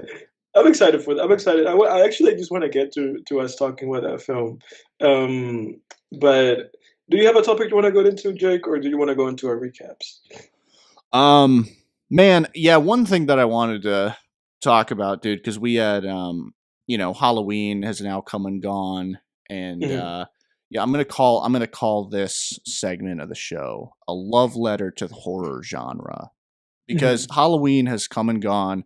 By the way, we had a great Halloween over here in our town. Yeah, we did. Jack, you went as Tell the audience. Ted Lasso. Yeah, that's Grew right. a mustache just for the costume. Yeah, dude. Yeah, you went all out. Yeah, you grew a legit Oh, yeah. mustache. You didn't buy a fake one. You actually grew that shit, man. And I went as Homelander. And then your sisters did a Kim Possible and Shigo duo costume, and then my girlfriend went as Wednesday Addams. Dude, we had a great time, man. That was awesome. We went clubbing, Hell yeah. clubbing downtown. went to yeah, we did like that official bar crawl thing. That was awesome, man. But yeah, man, like Halloween came and went, and the season's over, you know, and I start celebrating, you know, I always start putting on the scary movies. The second that first fall wind comes through, it's time for me. Like I'm putting on the scary movies, and then boom, October, it's like full swing. Like, you know, my girlfriend and I went to a haunted house, you know, we watched plenty of scary movies, we carved pumpkins, we did all kinds of shit. And you know, I'm always like heavily entrenched in horror movies during the season. And man, like I wanted to really just talk about, like, really just emphasize, I guess, my love for the horror genre. Which I always feel like doing after Halloween comes and goes. I feel this really overwhelming sense of gratitude for that genre, because I really feel like it's the genre that kind of made me as a storyteller. Like I was the first, like I always tell people, what got me into movies, what made me a movie buff was Godzilla. You know, that giant monster from Japan is what made me a movie buff. And just as a kid, man, it was all monsters from there. You know, it was like I loved Godzilla, got really into Godzilla movies. By the time I was like 9, I think I had seen like 90% of all the Godzilla movies ever made at that point. And, you know, I was super into like Goosebumps, like the Goosebumps books. I was super, super into, you know, like the Universal monster movies and like, you know, just softer, older horror movies and stuff. And then, of course, got into the more, you know, hardcore, the more adult horror movies as I got a little older. And yeah, man, I feel like it's one of those genres that just really made me as a storyteller. And I love the range of it too. You know, just the countless subgenres. Like you can have something like the original Godzilla movie, and then you can have something like Insidious, right? And then you can have something like American Psycho. Like it's just those 3 movies I just named are nothing like each other, and yet they all fall under the horror umbrella. It's such a diverse genre, you know? Yeah. And I love it, man. And that's really my main motivation. Like one of my main motivations as a novelist. It's just like a genre that I just want to be a part of, you know? I really want to be a part of the horror genre and really contribute to it and hopefully elevate it. Like that's really my big goal. Like, yeah, I want to be published. I want to make a living as a writer. That's the big goal, you know, is to make a living, make money. You know, I want to make money as a novelist doing something that I love. But when you push all that aside, really, it's just this desire to be a part of the genre that made me, you know?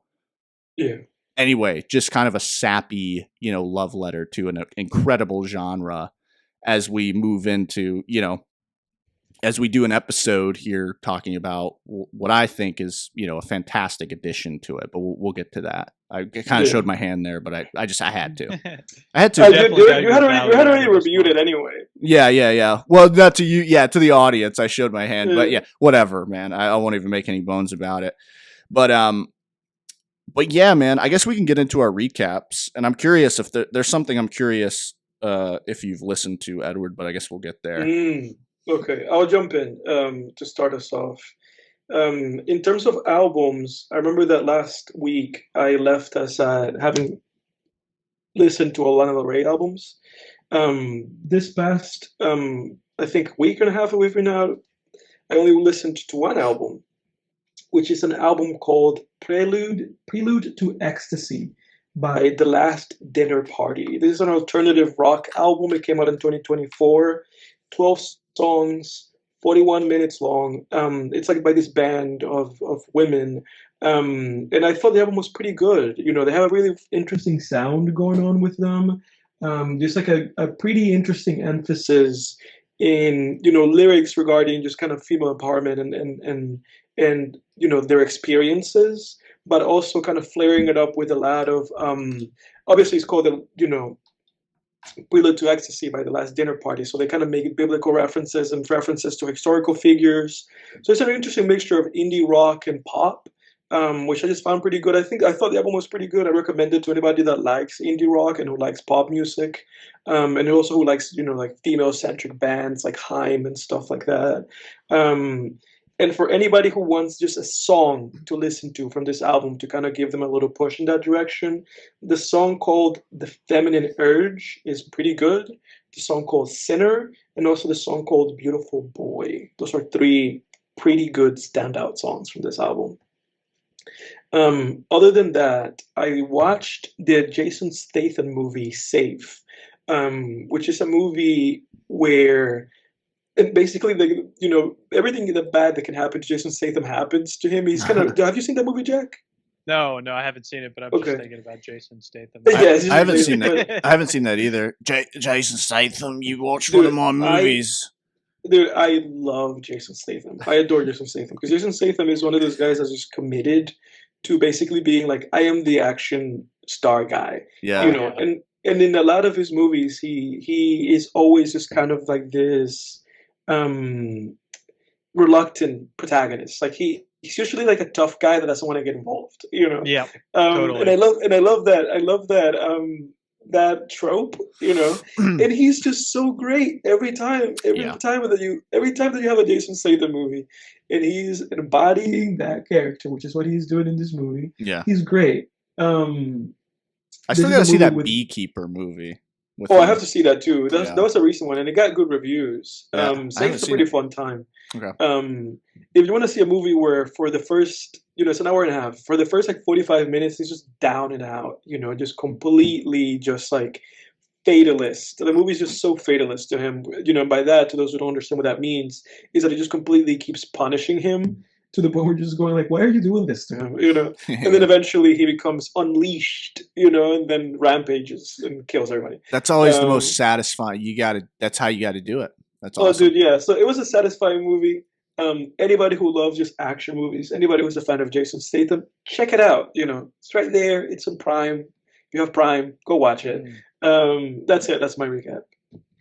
Oh, nice, man. Go ahead, Jack. What your boys got? Yeah, I'll jump into it. So, I touched on it, and I won't spend too much time because we talked about it, but Haunting of Hill House has been something that I've started watching. Definitely so far, it hasn't really done the job as far as scaring me.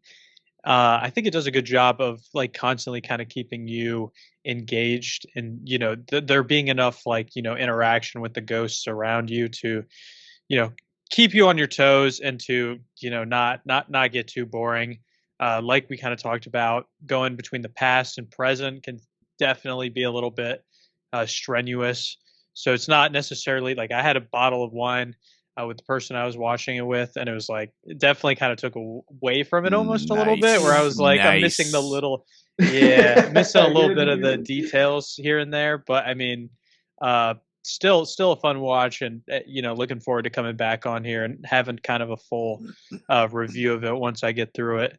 As far as music goes, I feel like Edward's always like he's always stepping out on a new leaf, listening to something new. Like I really admire that about your recap segment, but I've been pretty stagnant as far as my music genres. Like I've really found myself pigeonholed in the same music, and I really need to take a step outside of what I've been listening to and kind of take on some new stuff, because it has been stale this past week.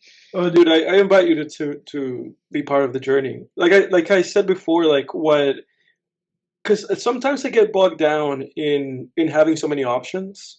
And that's why I took that approach of just going like, I'm just going to go alphabetically and I'll just listen to all the albums I have alphabetically. Yeah.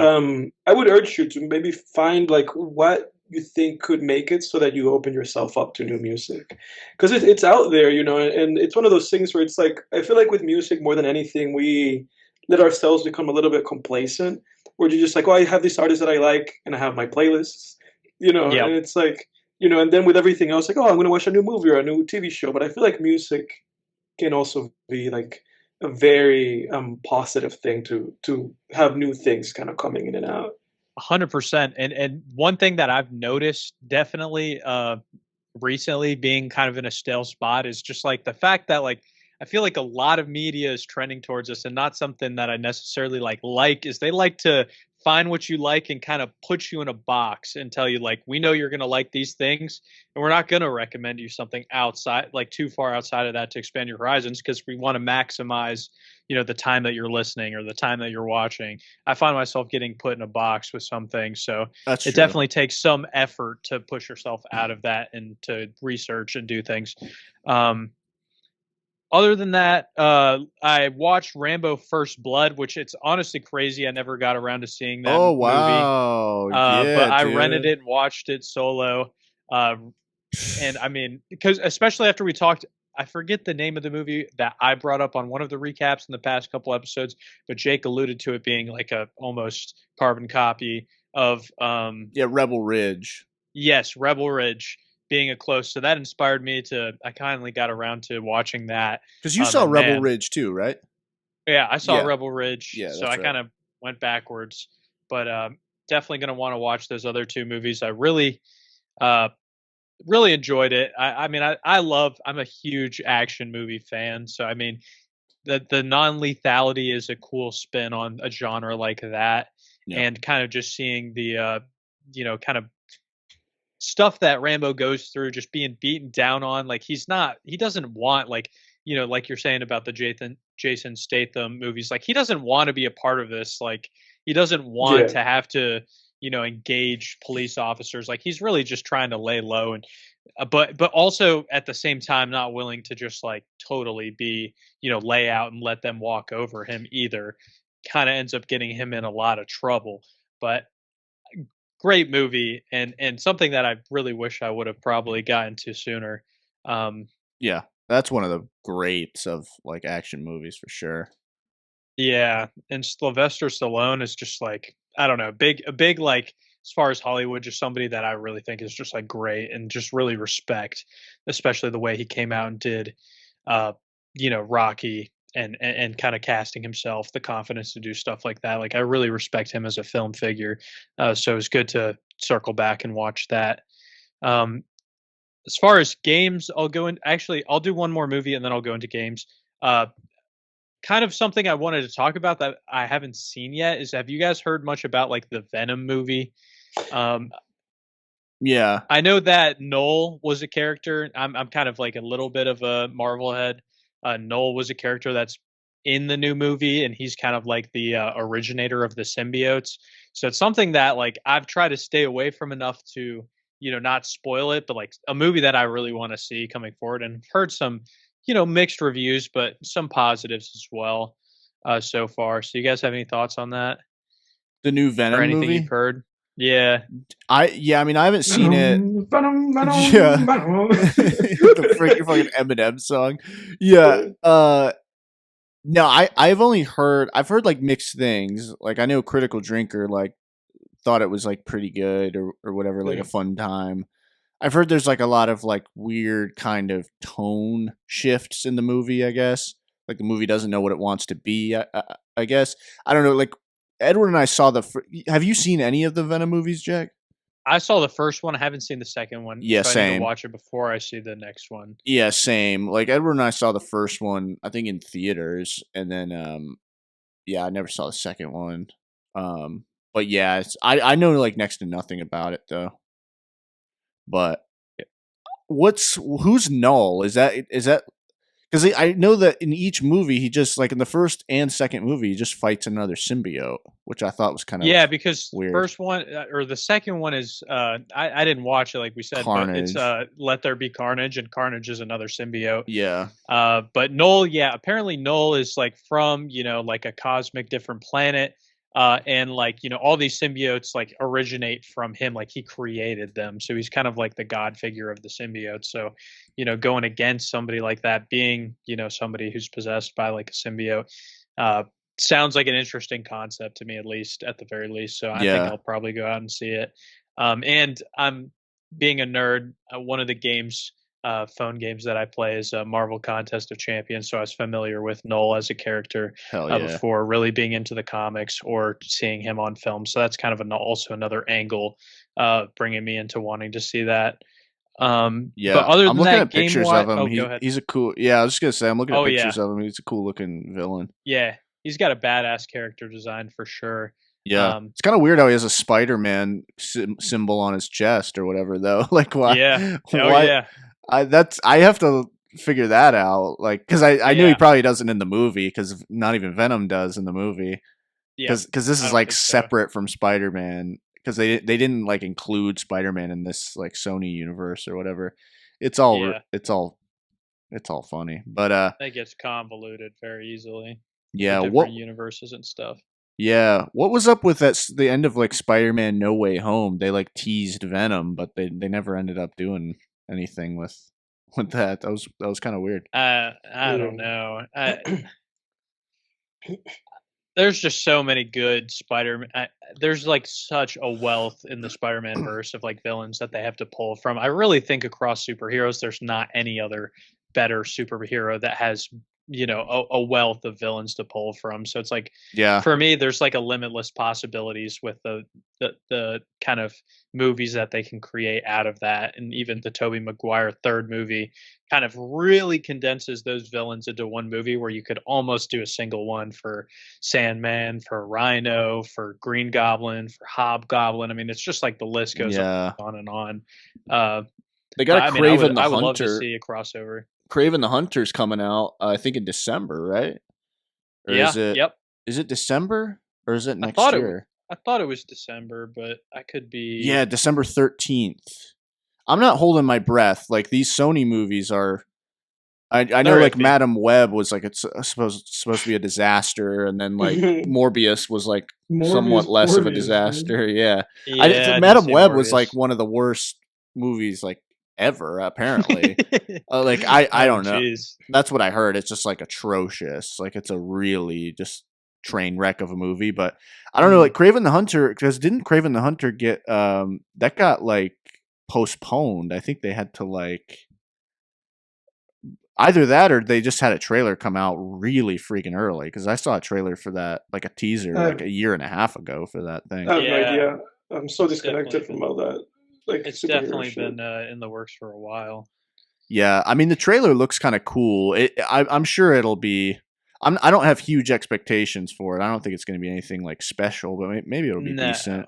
I'll tell you, worth a watch. I'll tell you what, you touched on it, Jack. I would love to see a Green Goblin standalone film. I mean, that would be freaking cool if they did that right. That would be awesome. Yeah, I've wanted to. That's probably. I mean, it's pretty basic, but as far as Spider-Man villains go, the Green Goblin is just my favorite. Same here. And so there's always going to be a yearning for me to see that redone, even if it's like part of the Tom Holland series.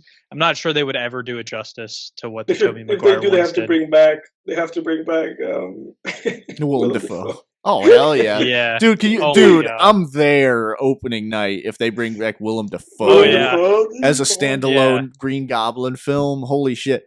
But yeah, the Green Goblin's he's the coolest character. Like, he's one of the coolest villains ever. Like, he is a dude in goblin armor riding with the most badass means of transportation, a glider that he just flies around on, like hurling grenades from. It's fucking like, it's so awesome, dude.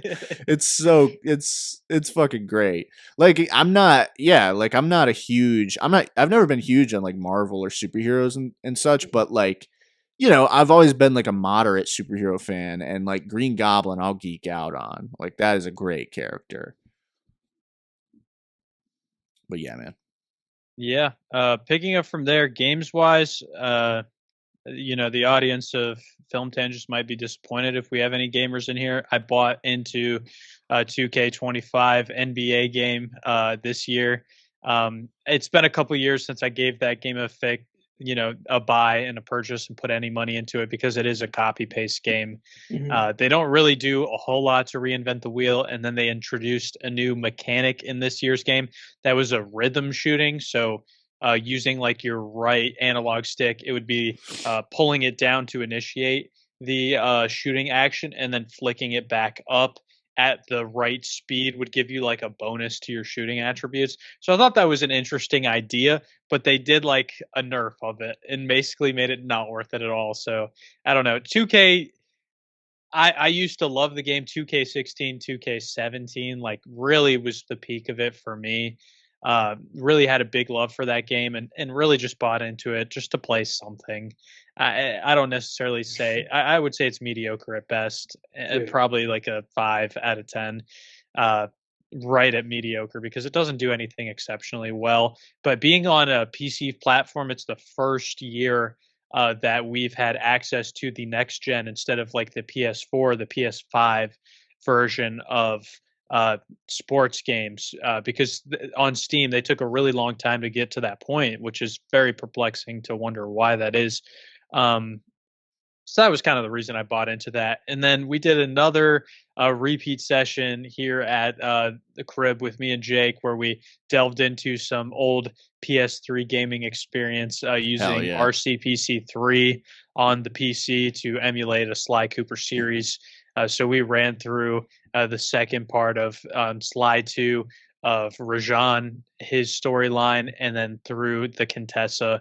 So that was a really fun time, very nostalgic, and just kind of what me and Jake were talking about and what he brought up was just like that game is just like the perfect type of genre to just like sit downstairs, like hanging out, put on this game, and we're able to like, you know, have a drink, like have like a good conversation and still enjoy the game. Where I feel like sometimes these days, in certain games, like, you know, it's kind of lost where, you know, it becomes something that it's like you have to be so I guess. well, anyways, technical intermission on film tangents. Yeah. Can't speak. But welcome back. And was just kind of lost my train of thought there. Yeah, But, our producer / clip guy dropped the ball there. Yeah, you were talking about Sly 2 and how you can like kick.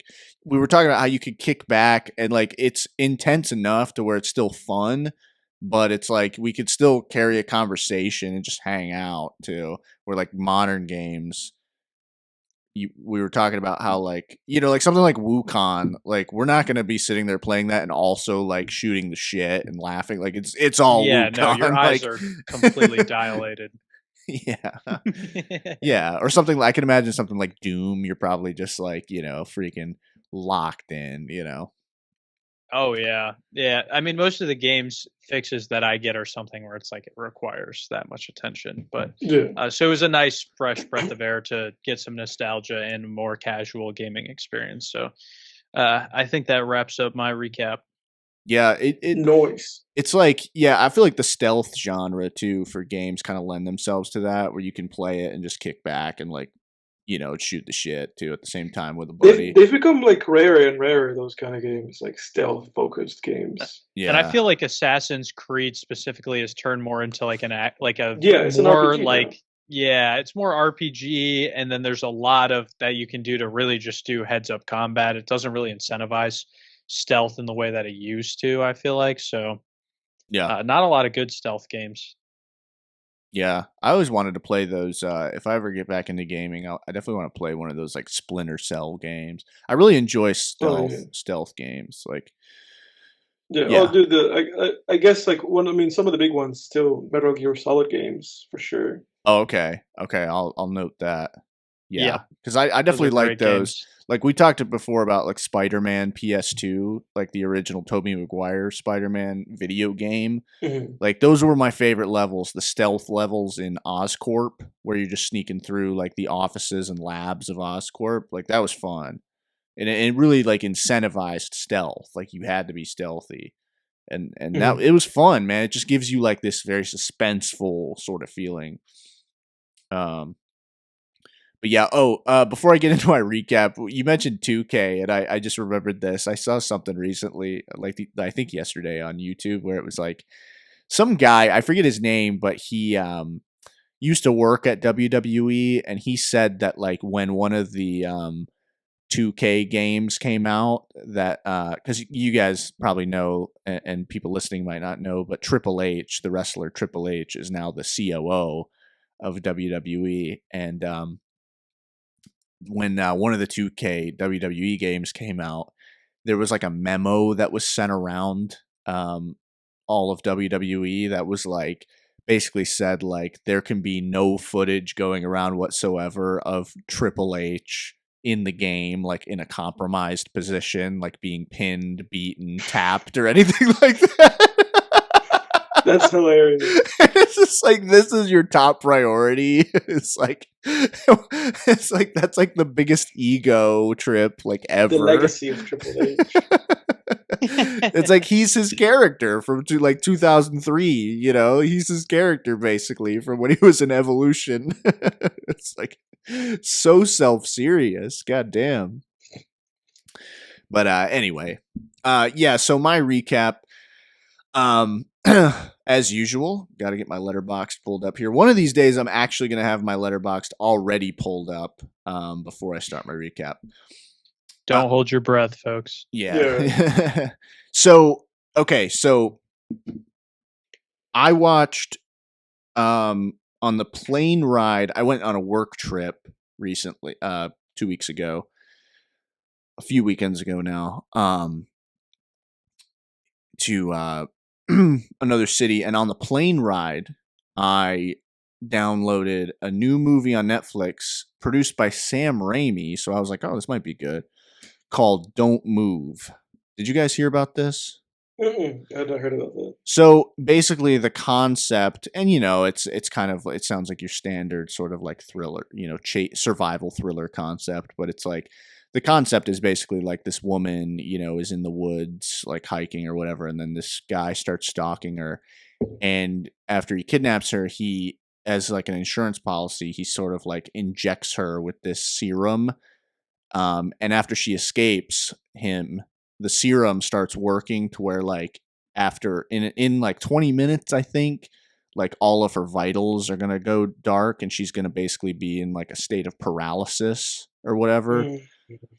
So I was like, oh, that's kind of interesting, you know, like that adds to the tension. You got to get away from this guy. And then there's some tense scenes where like, you know, she can't move or speak or anything. And she's got to kind of like hide from him. And the tagline of the movie is you can hide, but you can't run, which is like, that's clever. So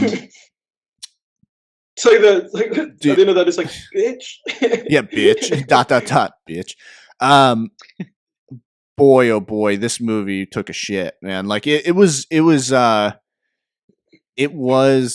pretty intense for a little while. I wish it was actually more fresh because I could hear on the plane. I was like really just coming up with like things to shit on left and right. But there's just so many scenes where like the killer just acts really stupid and dumb. And there was a scene like in the climax where he just does something where I'm like, dude, this is obviously her entrapping you.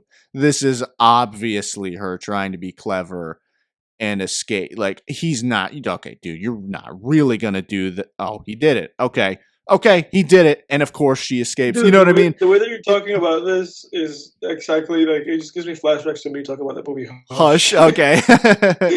Yeah, it's like one of those clever things where it's just like, oh, before you kill me, can you just take this thing out of my pocket real quick? You know, and it's just like, dude, don't do it, man, don't.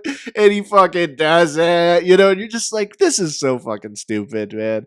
So it was a shame. I gave it like 4 stars out of 10. Like I was just like, come on, man. You guys could have done better. It sucks because the first half was like fairly intense, although not anything like great or anything. If you want a similar movie that I thought was much better than this, I would recommend the movie Alone, which it's basically the same concept, but without that whole like injection serum thing. And it's a little more horror leaning.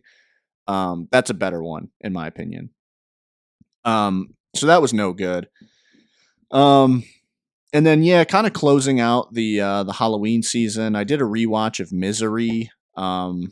Yeah, like that's a great movie, one of the great Stephen King adaptations. I mean, you really just bite your freaking nails down to the you just nibble your fingers down to the bone during that movie, just wanting James Caan's character to get the hell out of that house, you know. And yeah, I mean, what else is there to say? It's a great movie.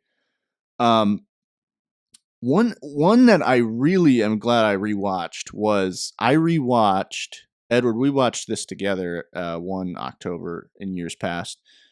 Nightmare on Elm Street 3 Dream Warriors. Oh, the bitch one. I think that's where he says bitch. Yeah, that's where he says bitch for the first time. Freddie. Yeah. Welcome to prime time, bitch. Scary Terry type. Yeah, exactly. yeah, Scary Terry. So basically, Nightmare on Elm Street, everybody kind of knows that one. That was like one of the great horror films of the 80s. Still looked at as one of the great horror films of all time. Created Freddie, gave the world Freddy Krueger. Nightmare on Elm Street 2, I haven't actually watched it all the way through, but that's like the black sheep of the franchise. That was like a weird, crappy sequel, apparently. There's like not even any dream sequences in it. The whole movie is just like, I think there's one nightmare sequence in it, but it's like most of the movie is Freddy basically just trying to like possess somebody.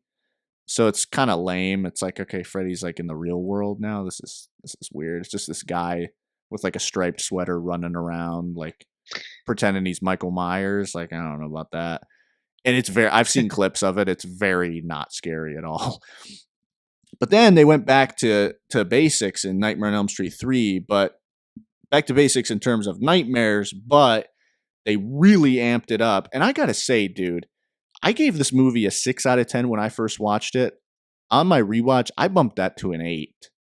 Really? I might have to rewatch it because I think I didn't like it very much. I enjoyed it. Like, it was kind of funny, but I think I gave it like a 2 or something. Like a 2 out of 10? Like a 4 out of 10. Like oh, okay. Got 2 stars out of 5. Yeah, gotcha. Yeah. No, dude, it's like something like Beetlejuice, some kind of Tim Burton movie, right? It's like Beetlejuice, that style and that feel and that tone, R-rated, with that level of like craftsmanship toward these dark, creepy, almost German. There's almost like German expressionism in that movie with regards to the sets. Like there's a lot of German expressionism like influence in there too, with all these sets when they're creating these different dream worlds. Mm-hmm. And it's a great plot. It's a bunch of teenagers who are having nightmares. They're all in the same mental hospital. They're having nightmares about Freddie. And the main character from the first movie comes in. She's like an intern for the psychologist. And she basically helps them start lucid dreaming and then using their lucid dream powers to fight Freddie. And there's a girl who's in the group that has the ability to pull others into her dream so they can have shared dream experiences and fight Freddie as a group. It's fantastic, man. Like I was just watching it and I'm like, man, this movie's a work of art, dude. Like it really is like a Tim Burton masterpiece, R-rated. Like it really feels like an R-rated Tim Burton film. Yeah, man, I slept on that movie the first time because that shit for whatever reason on this second round it freaking hit, man. And then yeah, I rewatched Sam Raimi's Drag Me to Hell. The guy who did Evil Dead and Tobey Maguire's Spider-Man movies. I gotta say I gave that movie a 6 out of 10. Like I think that movie's a little overrated. It gets fun. Yeah. It's similar. It's fun in like a similar way to the Evil Dead movies, but I feel like all of what's great about the Evil Dead movies is just very like watered down in this one, especially because it's PG-13 too. And there's a ton of jump scares in it, which it's a horror comedy, so I'll give it gets a little more grace where it's like, okay, you're not trying to do like cheap jump scares to be scary necessarily, I guess, but there's just a lot of them that get really annoying. So I like it, but it's overall kind of like, where versus like Nightmare on Elm Street 3, when I rewatched that one, I got like excited after I watched it. I was like excited and like inspired, but with Drag Me to Hell, it's kind of like, whatever. Yeah, and then kind of background, I rewatched. These were both kind of on in the background, but I like to throw these on during the Halloween season. I threw on The Mummy from 1959. So that was the British Hammer Productions version of The Mummy. Christopher Lee is the Mummy, and then Peter Cushing plays the main character. And that's a great one. They strike a great balance between the sort of gothic Dracula-esque elements of the Boris Karloff version and the, sort of campy, like, guy walking around in toilet paper strangling people of, like, the later sequels. This movie strikes, like, a great balance where it's, like, still the guy wrapped up in bandages going around strangling people, but it's actually the movie actually has, like, a serious tone, and it's actually kind of creepy. Like, it works as, like, almost like a slasher film. And then, of course, House on Haunted Hill. I've talked about that movie already. You guys can go watch the 2023 Halloween special to hear me give a full review on the original House on Haunted Hill. I love that movie with Vincent Price. And then on Halloween, I threw on in the background Nightmare on Elm Street 4. And that one stinks. I mean, they knocked it out of the park with 3, and then 4 just shits the bed. 4 is terrible.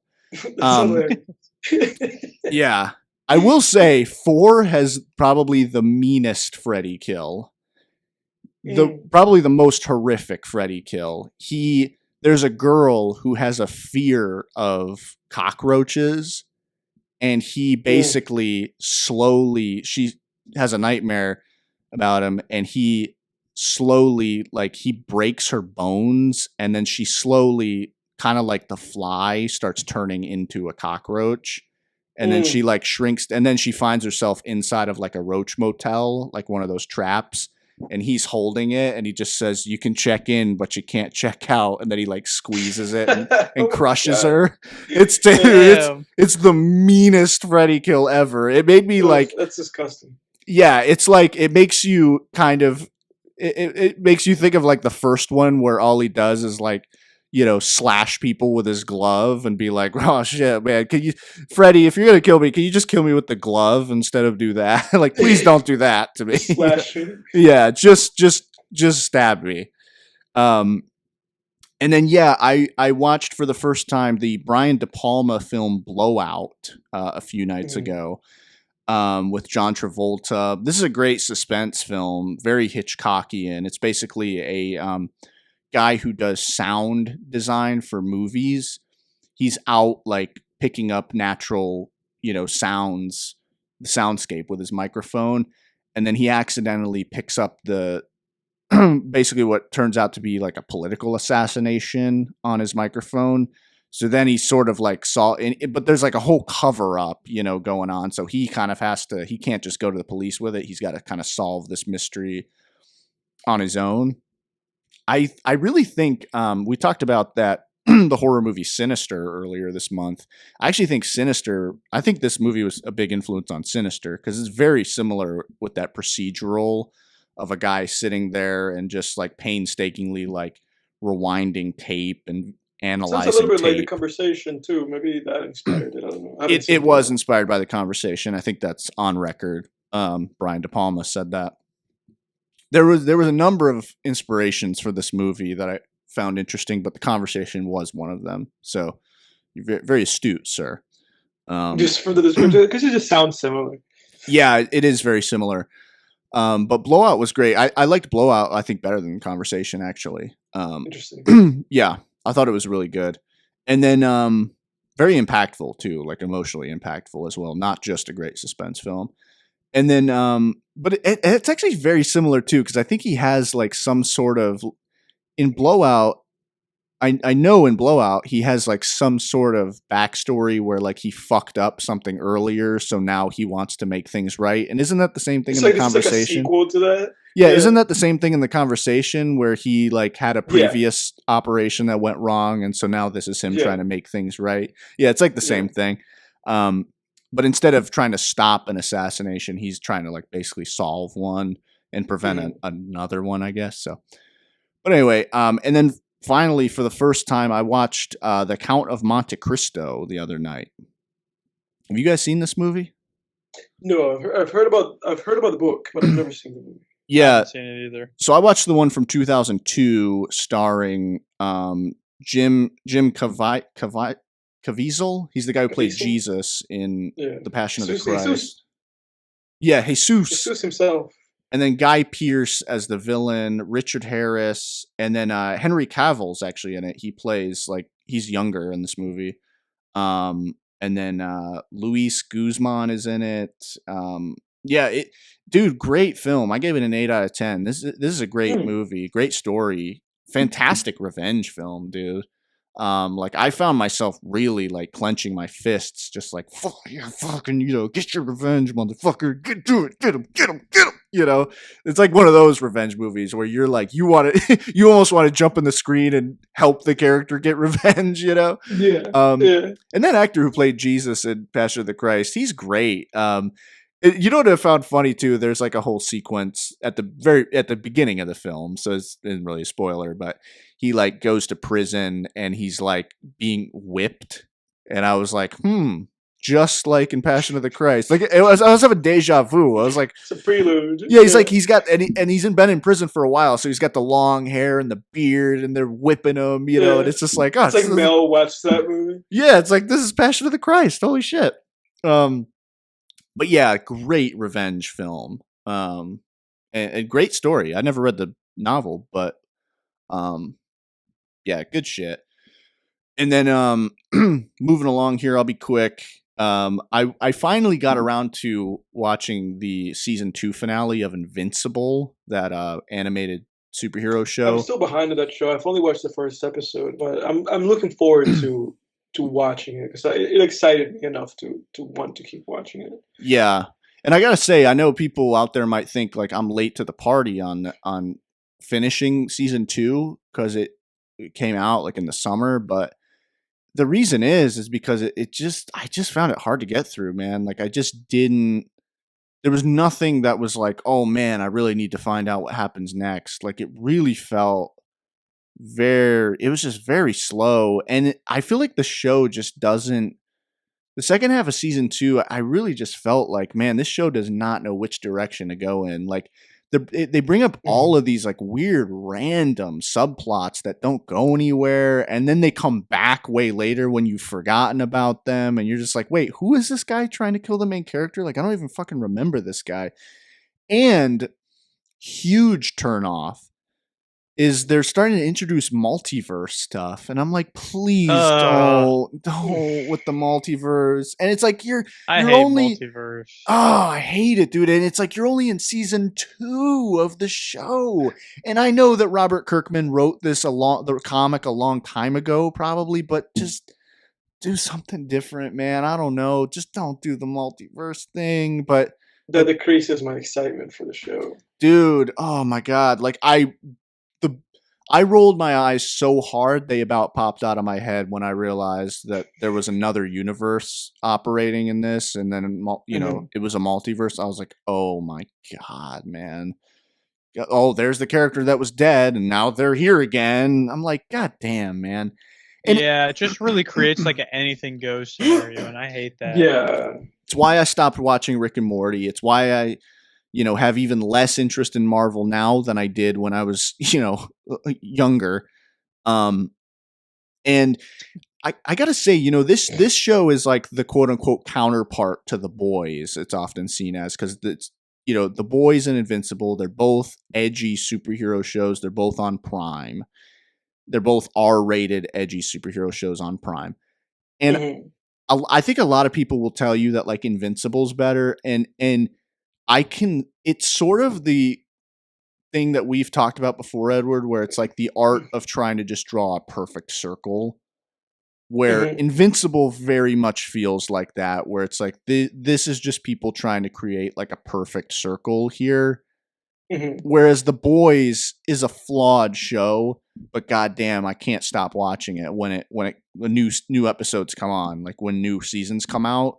It keeps me invested, dude. It keeps me invested. Like, it is flawed, but I'm there wanting to know what happens next in The Boys. Yeah.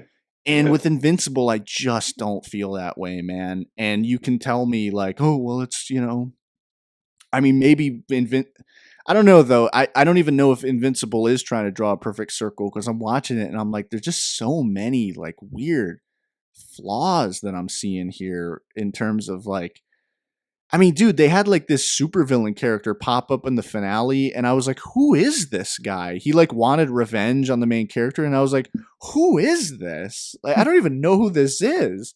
And then they did like a little flashback scene, and I was like, I guess I remember that guy from a previous episode, but like, what? I don't know. And it just, and the ending of the finale, season finale, was lame too, man. I don't know. I'm not holding my breath for the, I'm not like on the edge of my seat for the third season. Let's just say that. Yeah. Sorry, I know I just put a put a damper on your excitement to view my the show. excitement just went like all the way down. But I was like, oh, that doesn't sound fun at all. Well, maybe I saved you some time, Yeah, maybe you did. Yeah. For season one, season one's good. I finished season one rather quickly, I will say, but and then finally, like music wise, I got around to listening to Freddie Gibbs' album that he dropped on Halloween.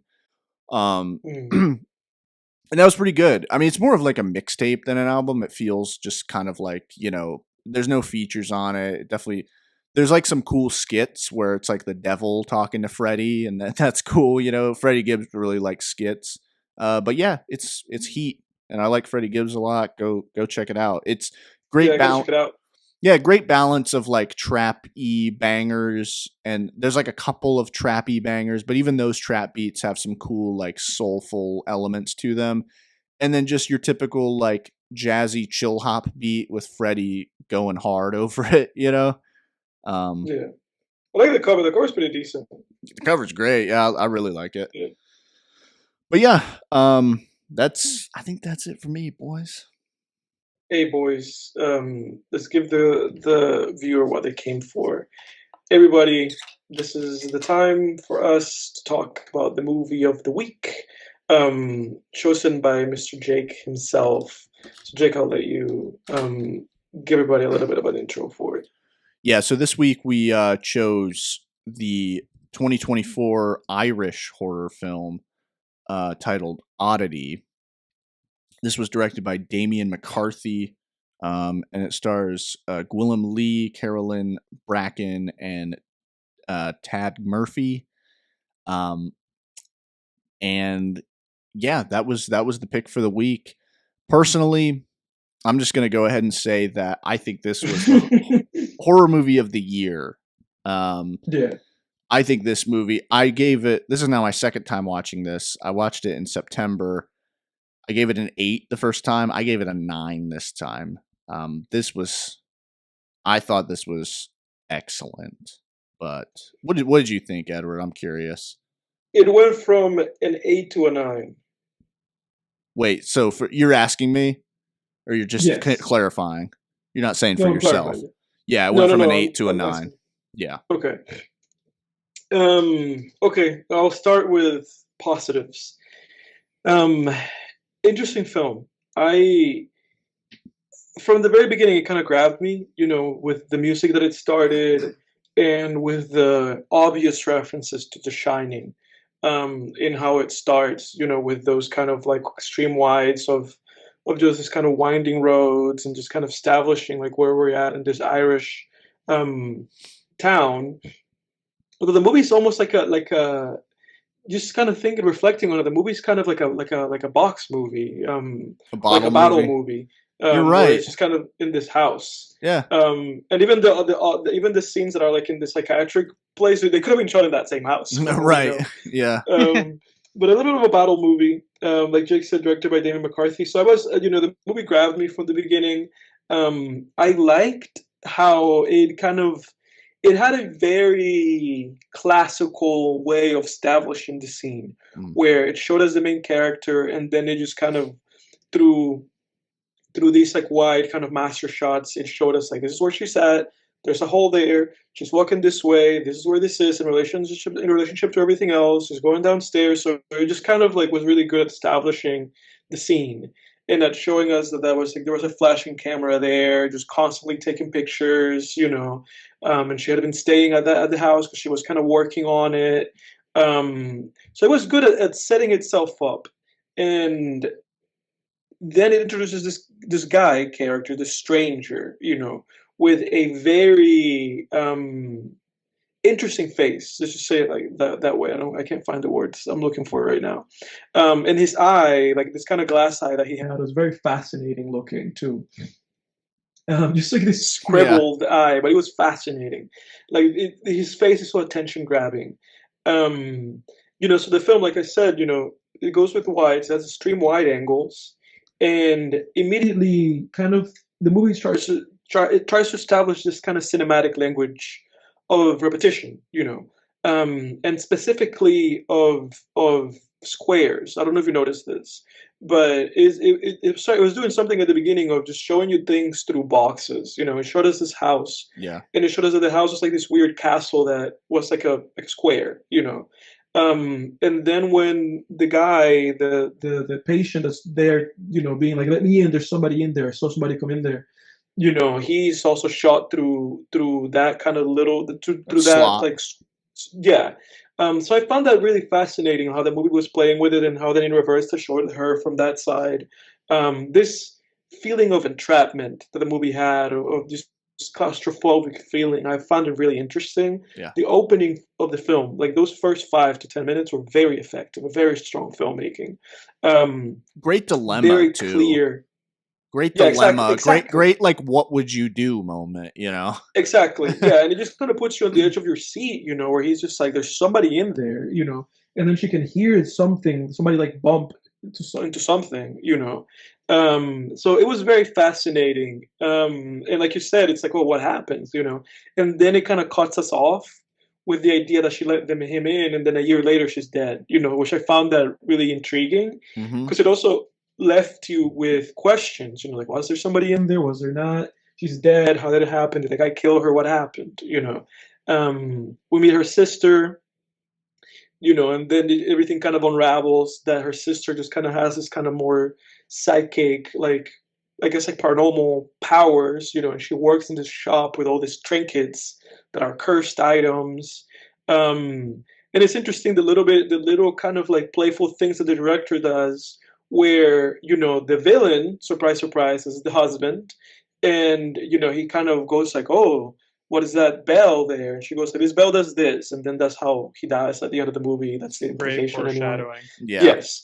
And another part of great foreshadowing is that when his wife calls him at the beginning of the movie, he says something along the lines of like, "I guess I have to be the bad guy or be the villain, and call your sister or whatever," which is just another piece of foreshadowing, like he is ultimately the bad guy of the movie. Yeah. So I found all those things really interesting. Now that this is kind of where I fell off a little bit. From here, I just lost interest in the film. I found it interesting. I found the main character, the white hair lady. I found her interesting, and I really liked like that weird wooden like puppet thing that she had. That thing was fucking scary, dude. Oh yeah, that thing was horrifying. Especially when it was like just sitting in the background. It wasn't effective to me. Like once it actually like she like possessed it and then killed the bad guy with it. See, that scene, I think, just to jump in on that, I think that scene could have been really shitty, but I think if they had shown too much of it, but I think they showed just enough of it to where, like, I think they kept it hidden enough, whether it was in shadows or off camera, to where it wasn't goofy to me. It could have been very goofy if they had it in like a well-lit scene and you just saw the thing walking the whole time, but anyway, that's my opinion on that. Yeah. So that was like my thought process, and yeah, it was just the movie just kind of let me down after that. Where one of my biggest issues was that this kind of thing that we had going on the first 5 to 10 minutes, it was kind of abandoned, where I felt like the director then. It was almost like he had a very clear idea of how he wanted the movie to go at the beginning. But then that language that he established with the boxed frames and with the wide shots and with the master shots, it just felt to me like he just kind of let it go. And then the movie became a little bit more for lack of a better term, conventional in its cinematic approach and in its presentation, except for the shots where it showed like the puppet in the background while the main character was just kind of sitting or eating or what have you. Um, because then the implication was that she was able to know, that the sister was able to know, like, okay, you killed my sister, you like, got in cahoots with this guy that you work with, and he killed her, and then you were cheating on her while you guys were still together, and so on and so forth. That was kind of like what she planted as the premise, right? And the only thing that I was kind of hinging on at that point in time in the film, this is not a long film, but still, like, that, what I had at that moment in the film was, this is an untrustworthy protagonist. Like, this lady, there's an implication here that she might not be well mentally. She has some kind of issue, but that was like very clearly abandoned, like, at some point it becomes clear, like, yeah, he is a bad guy. He is working in cahoots with that guy, because we see him doing things outside of the POV of that character. Yeah. Which I felt ultimately was to the disservice of the film. Because then it just felt like, well, clearly then this lady, she does have supernatural powers. She's going to possess this wooden puppet. She killed the first guy that killed her sister because she didn't know he didn't kill her sister. And now she's just going to make things right and kill the husband and kill the guy that killed her sister. Which I just found, I just found it ultimately underwhelming. I found it underwhelming that the director was not able to execute the language that he established. I found it underwhelming that he referenced films, or he kind of referenced this kind of Kubrickian method and he abandoned that. And then I found it underwhelming that the main character had this is basically like a revenge film. She had a revenge like mission, and she failed her revenge mission. Like, the things that happen in the movie, that kind of go her way are really just by happenstance and hubris, right? Because that was the thing with the ending of the movie when the guy, taps the bell and then the bellboy shows up. Like, that was just his hubris that destroyed him. Yeah. Because you're just looking at him and you go like, okay, you're going to do this to prove to yourself that you're not, like, that you are like the smart, logical guy. You're not going to be terrified by a bell. She obviously, at the end of the day, she outplayed him. And she kind of put that in place as like a fail-safe in case, I guess, she wasn't able to kill him. I love that. But it's still kind of like, but it still bumped for me that she said to him, she said to him, I'm going to take your house, your job, your freedom, and I'm going to embarrass you. But it's like, well, you didn't do any of that, No. And if it hadn't been for the doctor just framing the guy that killed her sister, she didn't kill him either. She just kind of squeezed him, and then he committed it to the mental asylum, and I guess he had one of his patients kill him, like he implied in their conversation. Well, because she died before she could kill him. Exactly. Yeah. Like exactly. She bled died, And part of the reason why she died was because, for whatever reason, she, despite knowing exactly like what she knew, that the guy had like killed her sister, but she still trusted him to like go and grab the phone, Like, that also bumped for me. And even in the thought of like, maybe she did it knowingly, knowing that he opened that there, because there was like this kind of instance where it showed her looking at her sister opening that kind of trap door. Like, even in the scenario where she knew that, and she was maybe just kind of suicidal and wanted to go and be with her sister in the afterlife. Even then, I'm like, well, that betrayed your overall mission. Couldn't you have accomplished what you set out to do and maybe then kill yourself? Like, why did you go about it this way? You died before you fulfilled what you were trying to do. No, I didn't. That's definitely not how I read it at all. That she somehow did that on purpose. I don't think that was a dumb moment for her, because it's kind of like, why would you expect there to be a trap door there? I definitely think like I don't think she was being stupid there. But then let me question you with this, right? Yeah. Because then in the film we see that when she's like in the floor dying, there is like this like flashback from the shot from below, a shot of her sister throwing the thing down, what we saw at the beginning of the movie. Why is that there? What is the purpose of that? Oh, that's true. Yeah. Okay. I don't know though. Was that necessarily? How could that be a flashback though? Because she's blind. Like, it was probably just like a sort of like a supernatural vision of like, her sister kind of calling But her that's into the afterlife. but that's what I'm saying, because she said, I don't think that she was means saying, like, she "Oh, we're fell connected." through on purpose or anything. Right, but then she's saying like, "Oh, we're connected. You and me, we're connected." So I just felt like that bumped because there was no like essential clarity, as to, again, why did she trust? Like, if she knew for a fact what had happened, why was she even gonna go and answer that phone? From the quote unquote detective. And even after she died, like, it was like, again, it was like like this thought that I had where it's just like, why was the reason that. And then the other question that I had was like, was that fall really going to hurt her that bad? It didn't seem like that was going to be such a long fall. Like, I just had all these Yeah, issues. I could see that a little bit. And the other thing I could see is like in a house that she's maybe never been to, why she wouldn't have like her, stick as well. Right. Trying to get around the house either, and maybe she would have caught the trap Right, ball. because randomly when he arrives at the house, after she spooks the girlfriend away, which I wanted the girlfriend to die, honestly. And then she didn't. She Oh, was you so did? I wanted her to get out of there. She was so annoying. She was so annoying. I was so disappointed that she got away. I was like, dude, she got away.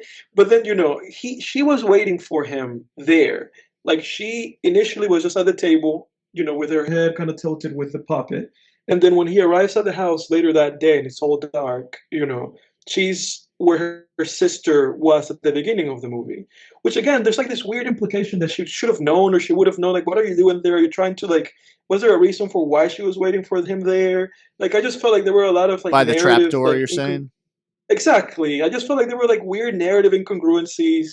Why in the hell would she be there? Like, why in the hell would she be there? And then the guy takes the thing off. Like, it just felt really convenient, Like, I just felt like really disappointed in the film. I just felt like it didn't deliver in any of the ways that I anticipated it to do with the strong start that it had. Damn.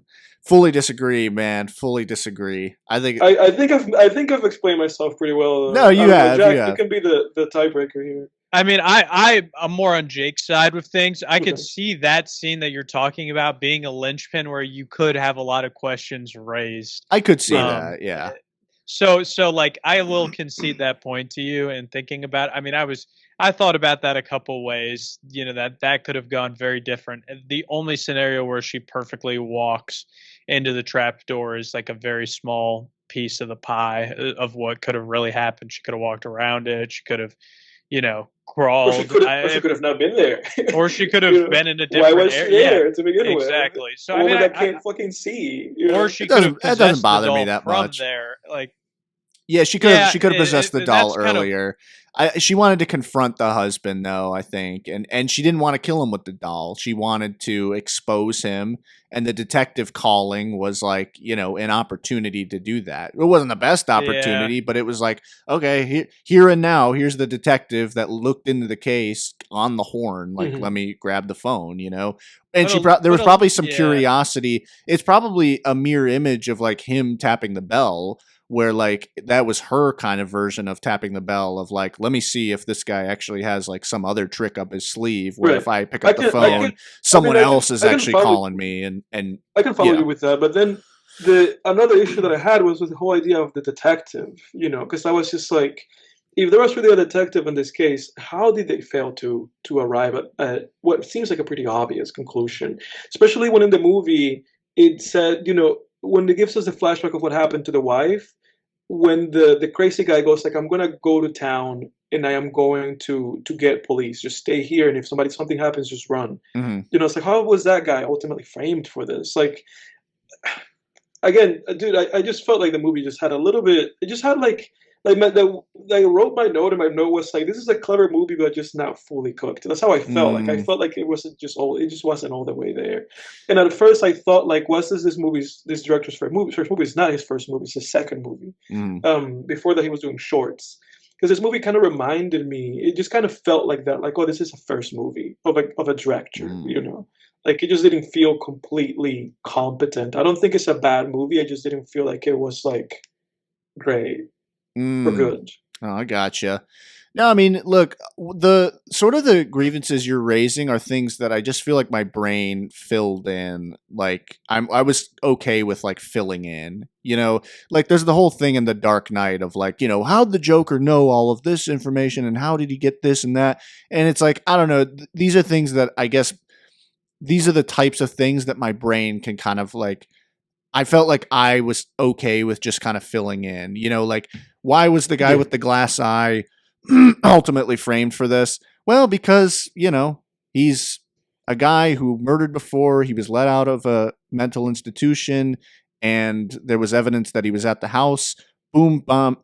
I mean, dude, look, police work isn't perfect. Police are more than happy to just snatch up the obvious suspect and throw him away and get their promotion to detective, dude. So my brain was able to fill that in fine. Like I did not mind that at all. I agree as well. It wasn't like a hill that I thought the movie died on any of those things. They are definitely things that I think could be debatable, but also the kind of thing that I really liked was very much the mix of like real crime and like supernatural interference as well. I think they did a good job of balancing. Yes. The husband being involved in committing a real murder that has no,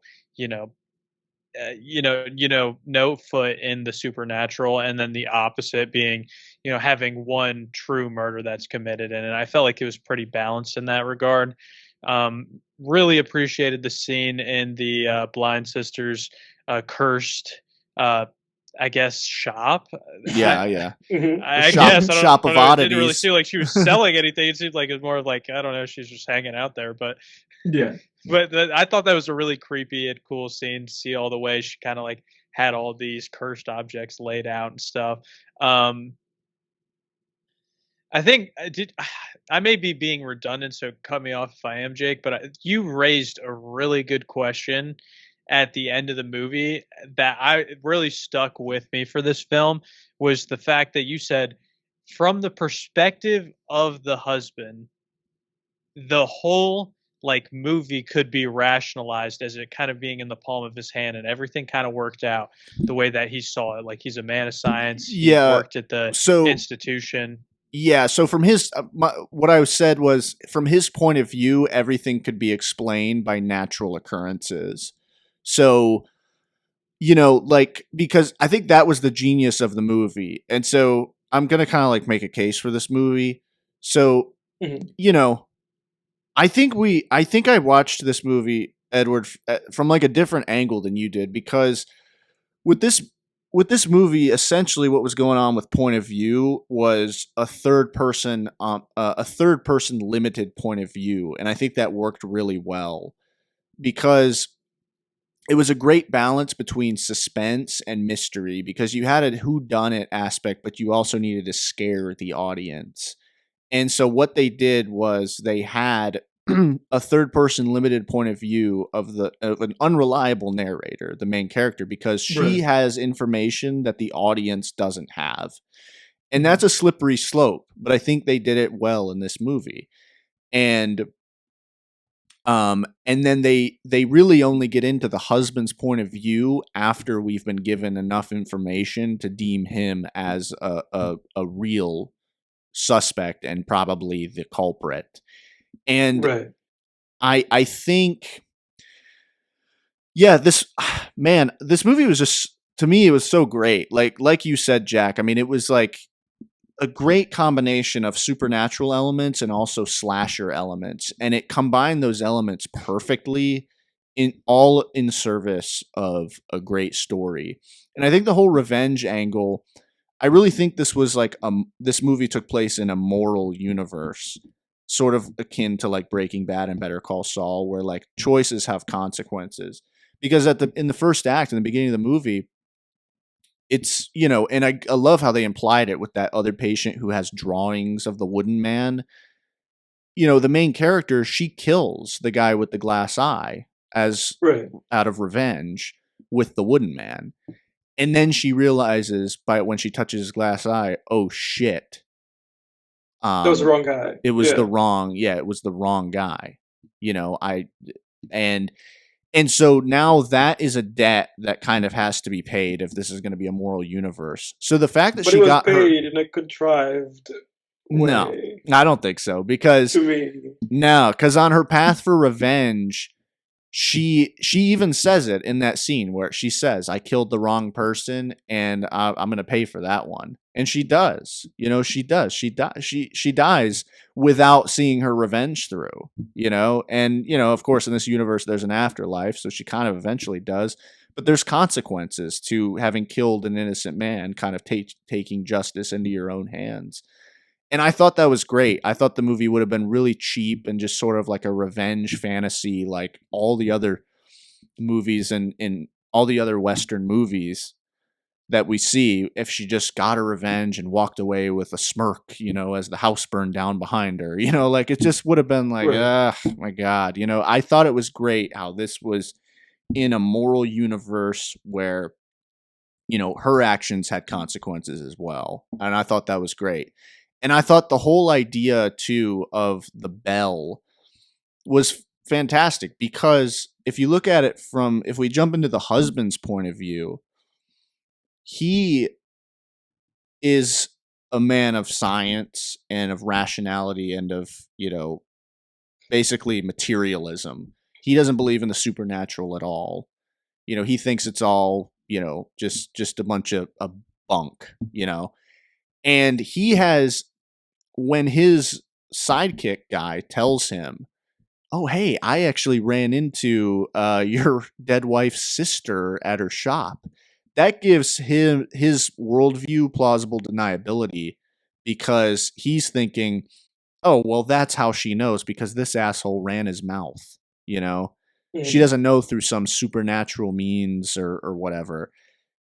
She knows because this guy ran his mouth, and that makes the ending perfect for me when he rings that bell, because it's like he has all, no doubt, like, weird shit has happened over the movie, but it can all be explained away. And in that final moment, he's like, "I just need to know that, like, I'm good," because he's a skeptic, but part of being a skeptic is being open-minded, and so he's like, let me make sure here. I'm pretty sure nothing's gonna happen. It's like when someone plays with a Ouija board, they're like, "I'm pretty sure nothing's gonna happen, but like, let's see." And I love that final shot, man, with the bellboy coming in, and That was great. That was a great final shot. yeah. But that's sort of how I saw the movie. And to kind of jump back to the middle of the movie, I thought it was good too, because, like, listen, of course, the whole movie, obviously the husband and his new girlfriend were suspects. For me, Right. they were the main suspects. I was like, did they do it together? And for a little while, I'm like, is this, bitchy new girlfriend like a suspect? And I thought she was a good red herring, because they made her character, I think, purposely bitchy to kind of get you thinking, like, Mhm. oh, she seems like someone who might, set up the murder of, the wife of the dude she's in love with. And I thought that was, I thought that was a great kind of red herring technique they had there. And I really enjoyed too the scares that they brought in and at the midpoint there, with, the dead sister sort of scaring her. But again, it wasn't just for cheap scares. There was a story reason behind it. The dead sister felt bad. She didn't want her living sister to, get gratuitous revenge on this woman who didn't even have anything to do with it.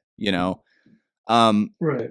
so that I know that I went off on a lot of tangents there, but I guess the kind of point I'm coming to is, I thought the kind of third person limited point of view technique that they used worked really well to me. And just kind of the Right. flow of information was really good, and sort of the opposing worldviews, where you have this main character who,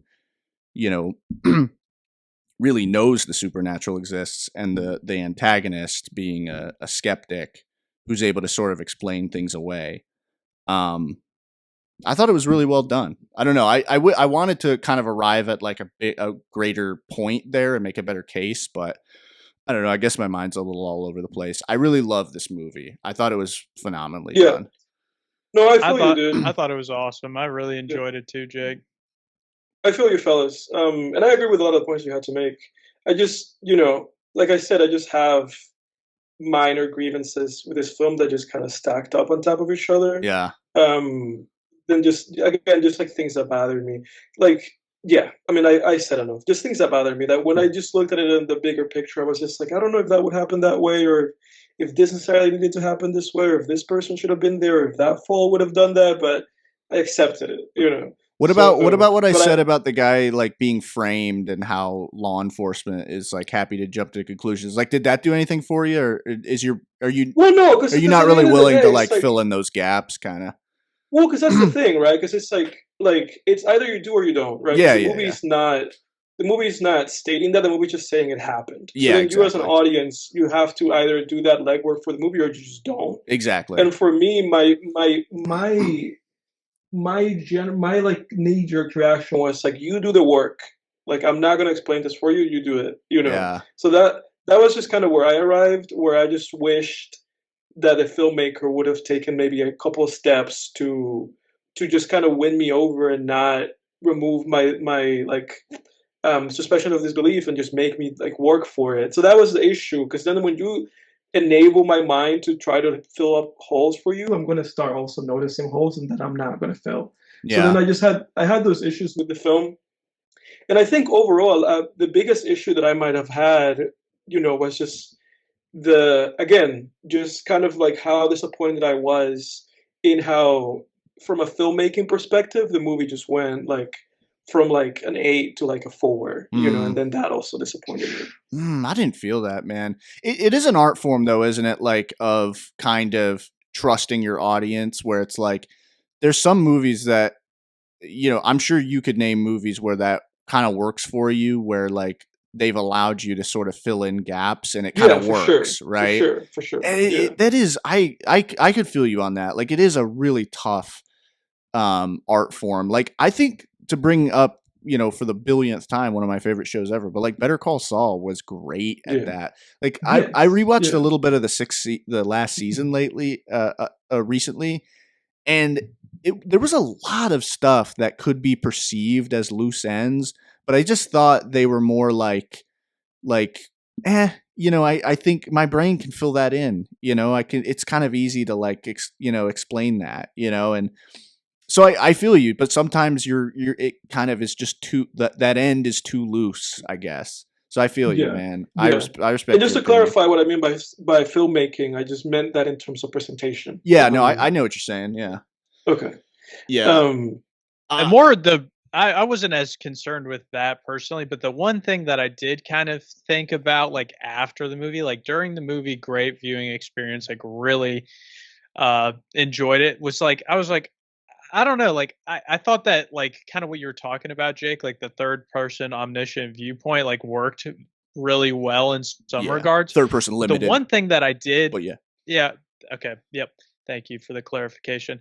But I feel like the one part that it kind of fell a little bit apart for me was just like not necessarily feeling like an attachment to any of those characters after the wife died, and being, you know, like I don't know. I just didn't really like this blind sister, even though she was out to get revenge. I didn't, you know, the girlfriend was a piece of, you know, like kind of a piece of shit. And then obviously the husband was also like a complete, you know, narcissist and just like terrible person. So it's like a little bit like, well, like, I mean, no matter the way this shakes out, like, you know, I'm not gonna be like, no. Yeah, no, I felt the exact same way, for sure. For me, the main character, the sister, like, I agree with you. I think there were times in that movie where the movie was telling you to be afraid of her, and there were times that the movie was asking for your empathy. And for me, both aspects worked. Like, when the movie was asking for me to be afraid of her, I was wary of her. And when the movie was asking me for my empathy, I felt inclined to give that too. So that's how I felt. But I could see how you find her, you know, not very likable. But I get it. Yeah, no, I'm in between both of you guys with my experience, where like there were instances where I was in there, and there were instances where I was just kind of like, ugh. Yeah. Yeah. Sorry, I don't know if I cut you off, Jack. It sounded like you were going to say something else. No, that was it, really. Cool. Well, what do we rate this, boys? You guys already know mine. 9 out of 10, baby. This was a horror movie of the year. And you're sticking to that rating. I'm sticking to it, man. This Right. movie just got me I have it at an excited, 8. gave me hope for the future of horror. Jack has it at an 8. I Okay. respect it. Yeah, at an 8. I really thought it was a great watch. Really enjoyed it. Like, it did it for me. So, Well, for me, I'm gonna give it a 6. It didn't scare me either, which I wish it had. You know, Oh man, that creeped me the hell out. because that's what I Especially was the like. tent Give me scene. something that'll scare me. Yeah. Say what? I was just gonna say the tent. Sorry, I feel like I'm going crazy with the interrupting the past few minutes, but like the tent scene, man, that was. Yeah. oh yeah. You weren't scared by that? No, but it was good. You know, it was thrilling. I was thrilled by that. You know. Damn, man, that was a pants shitter scene for me, man. You know, I was thrilled. But yeah, 6 out of 10. Maybe it'll go up on a rewatch. I don't think it'll go down because I don't think this movie's bad. You know, and I think it is better than average. But you know, it might go up. It might go up to a 7 on a rewatch. It's a strong 6 for sure. So it's a strong 6 for Oddity. All right, awesome. All right.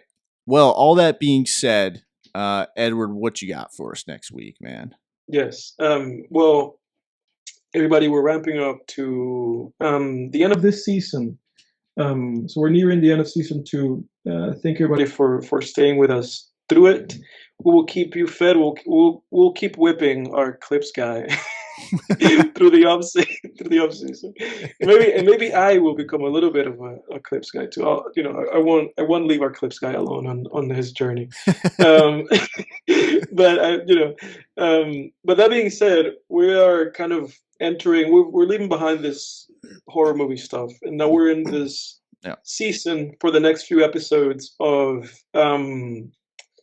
gratefulness and end of the year. You know, Christmas, family, feel good. So we've watched a lot of movies that are horror movies that just kind of make you feel bad, and scared and lose hope for life or whatever. Don't lose hope.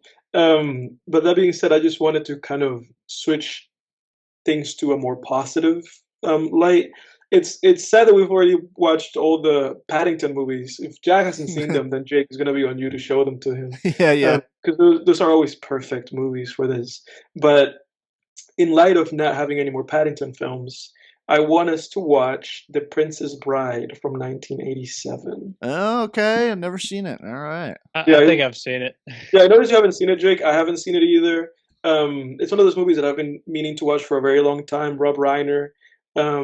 So I hope it's good. I hope it brings the kind of holiday spirit and the family positive gratefulness spirit in these times where we're struggling a lot, with I guess direction and the world. Let's bring some light into everything. Thank you everybody for joining us. Leave a message next time on Film Tangents. Yep. Thanks, guys. See ya. Until next time. Thanks, guys.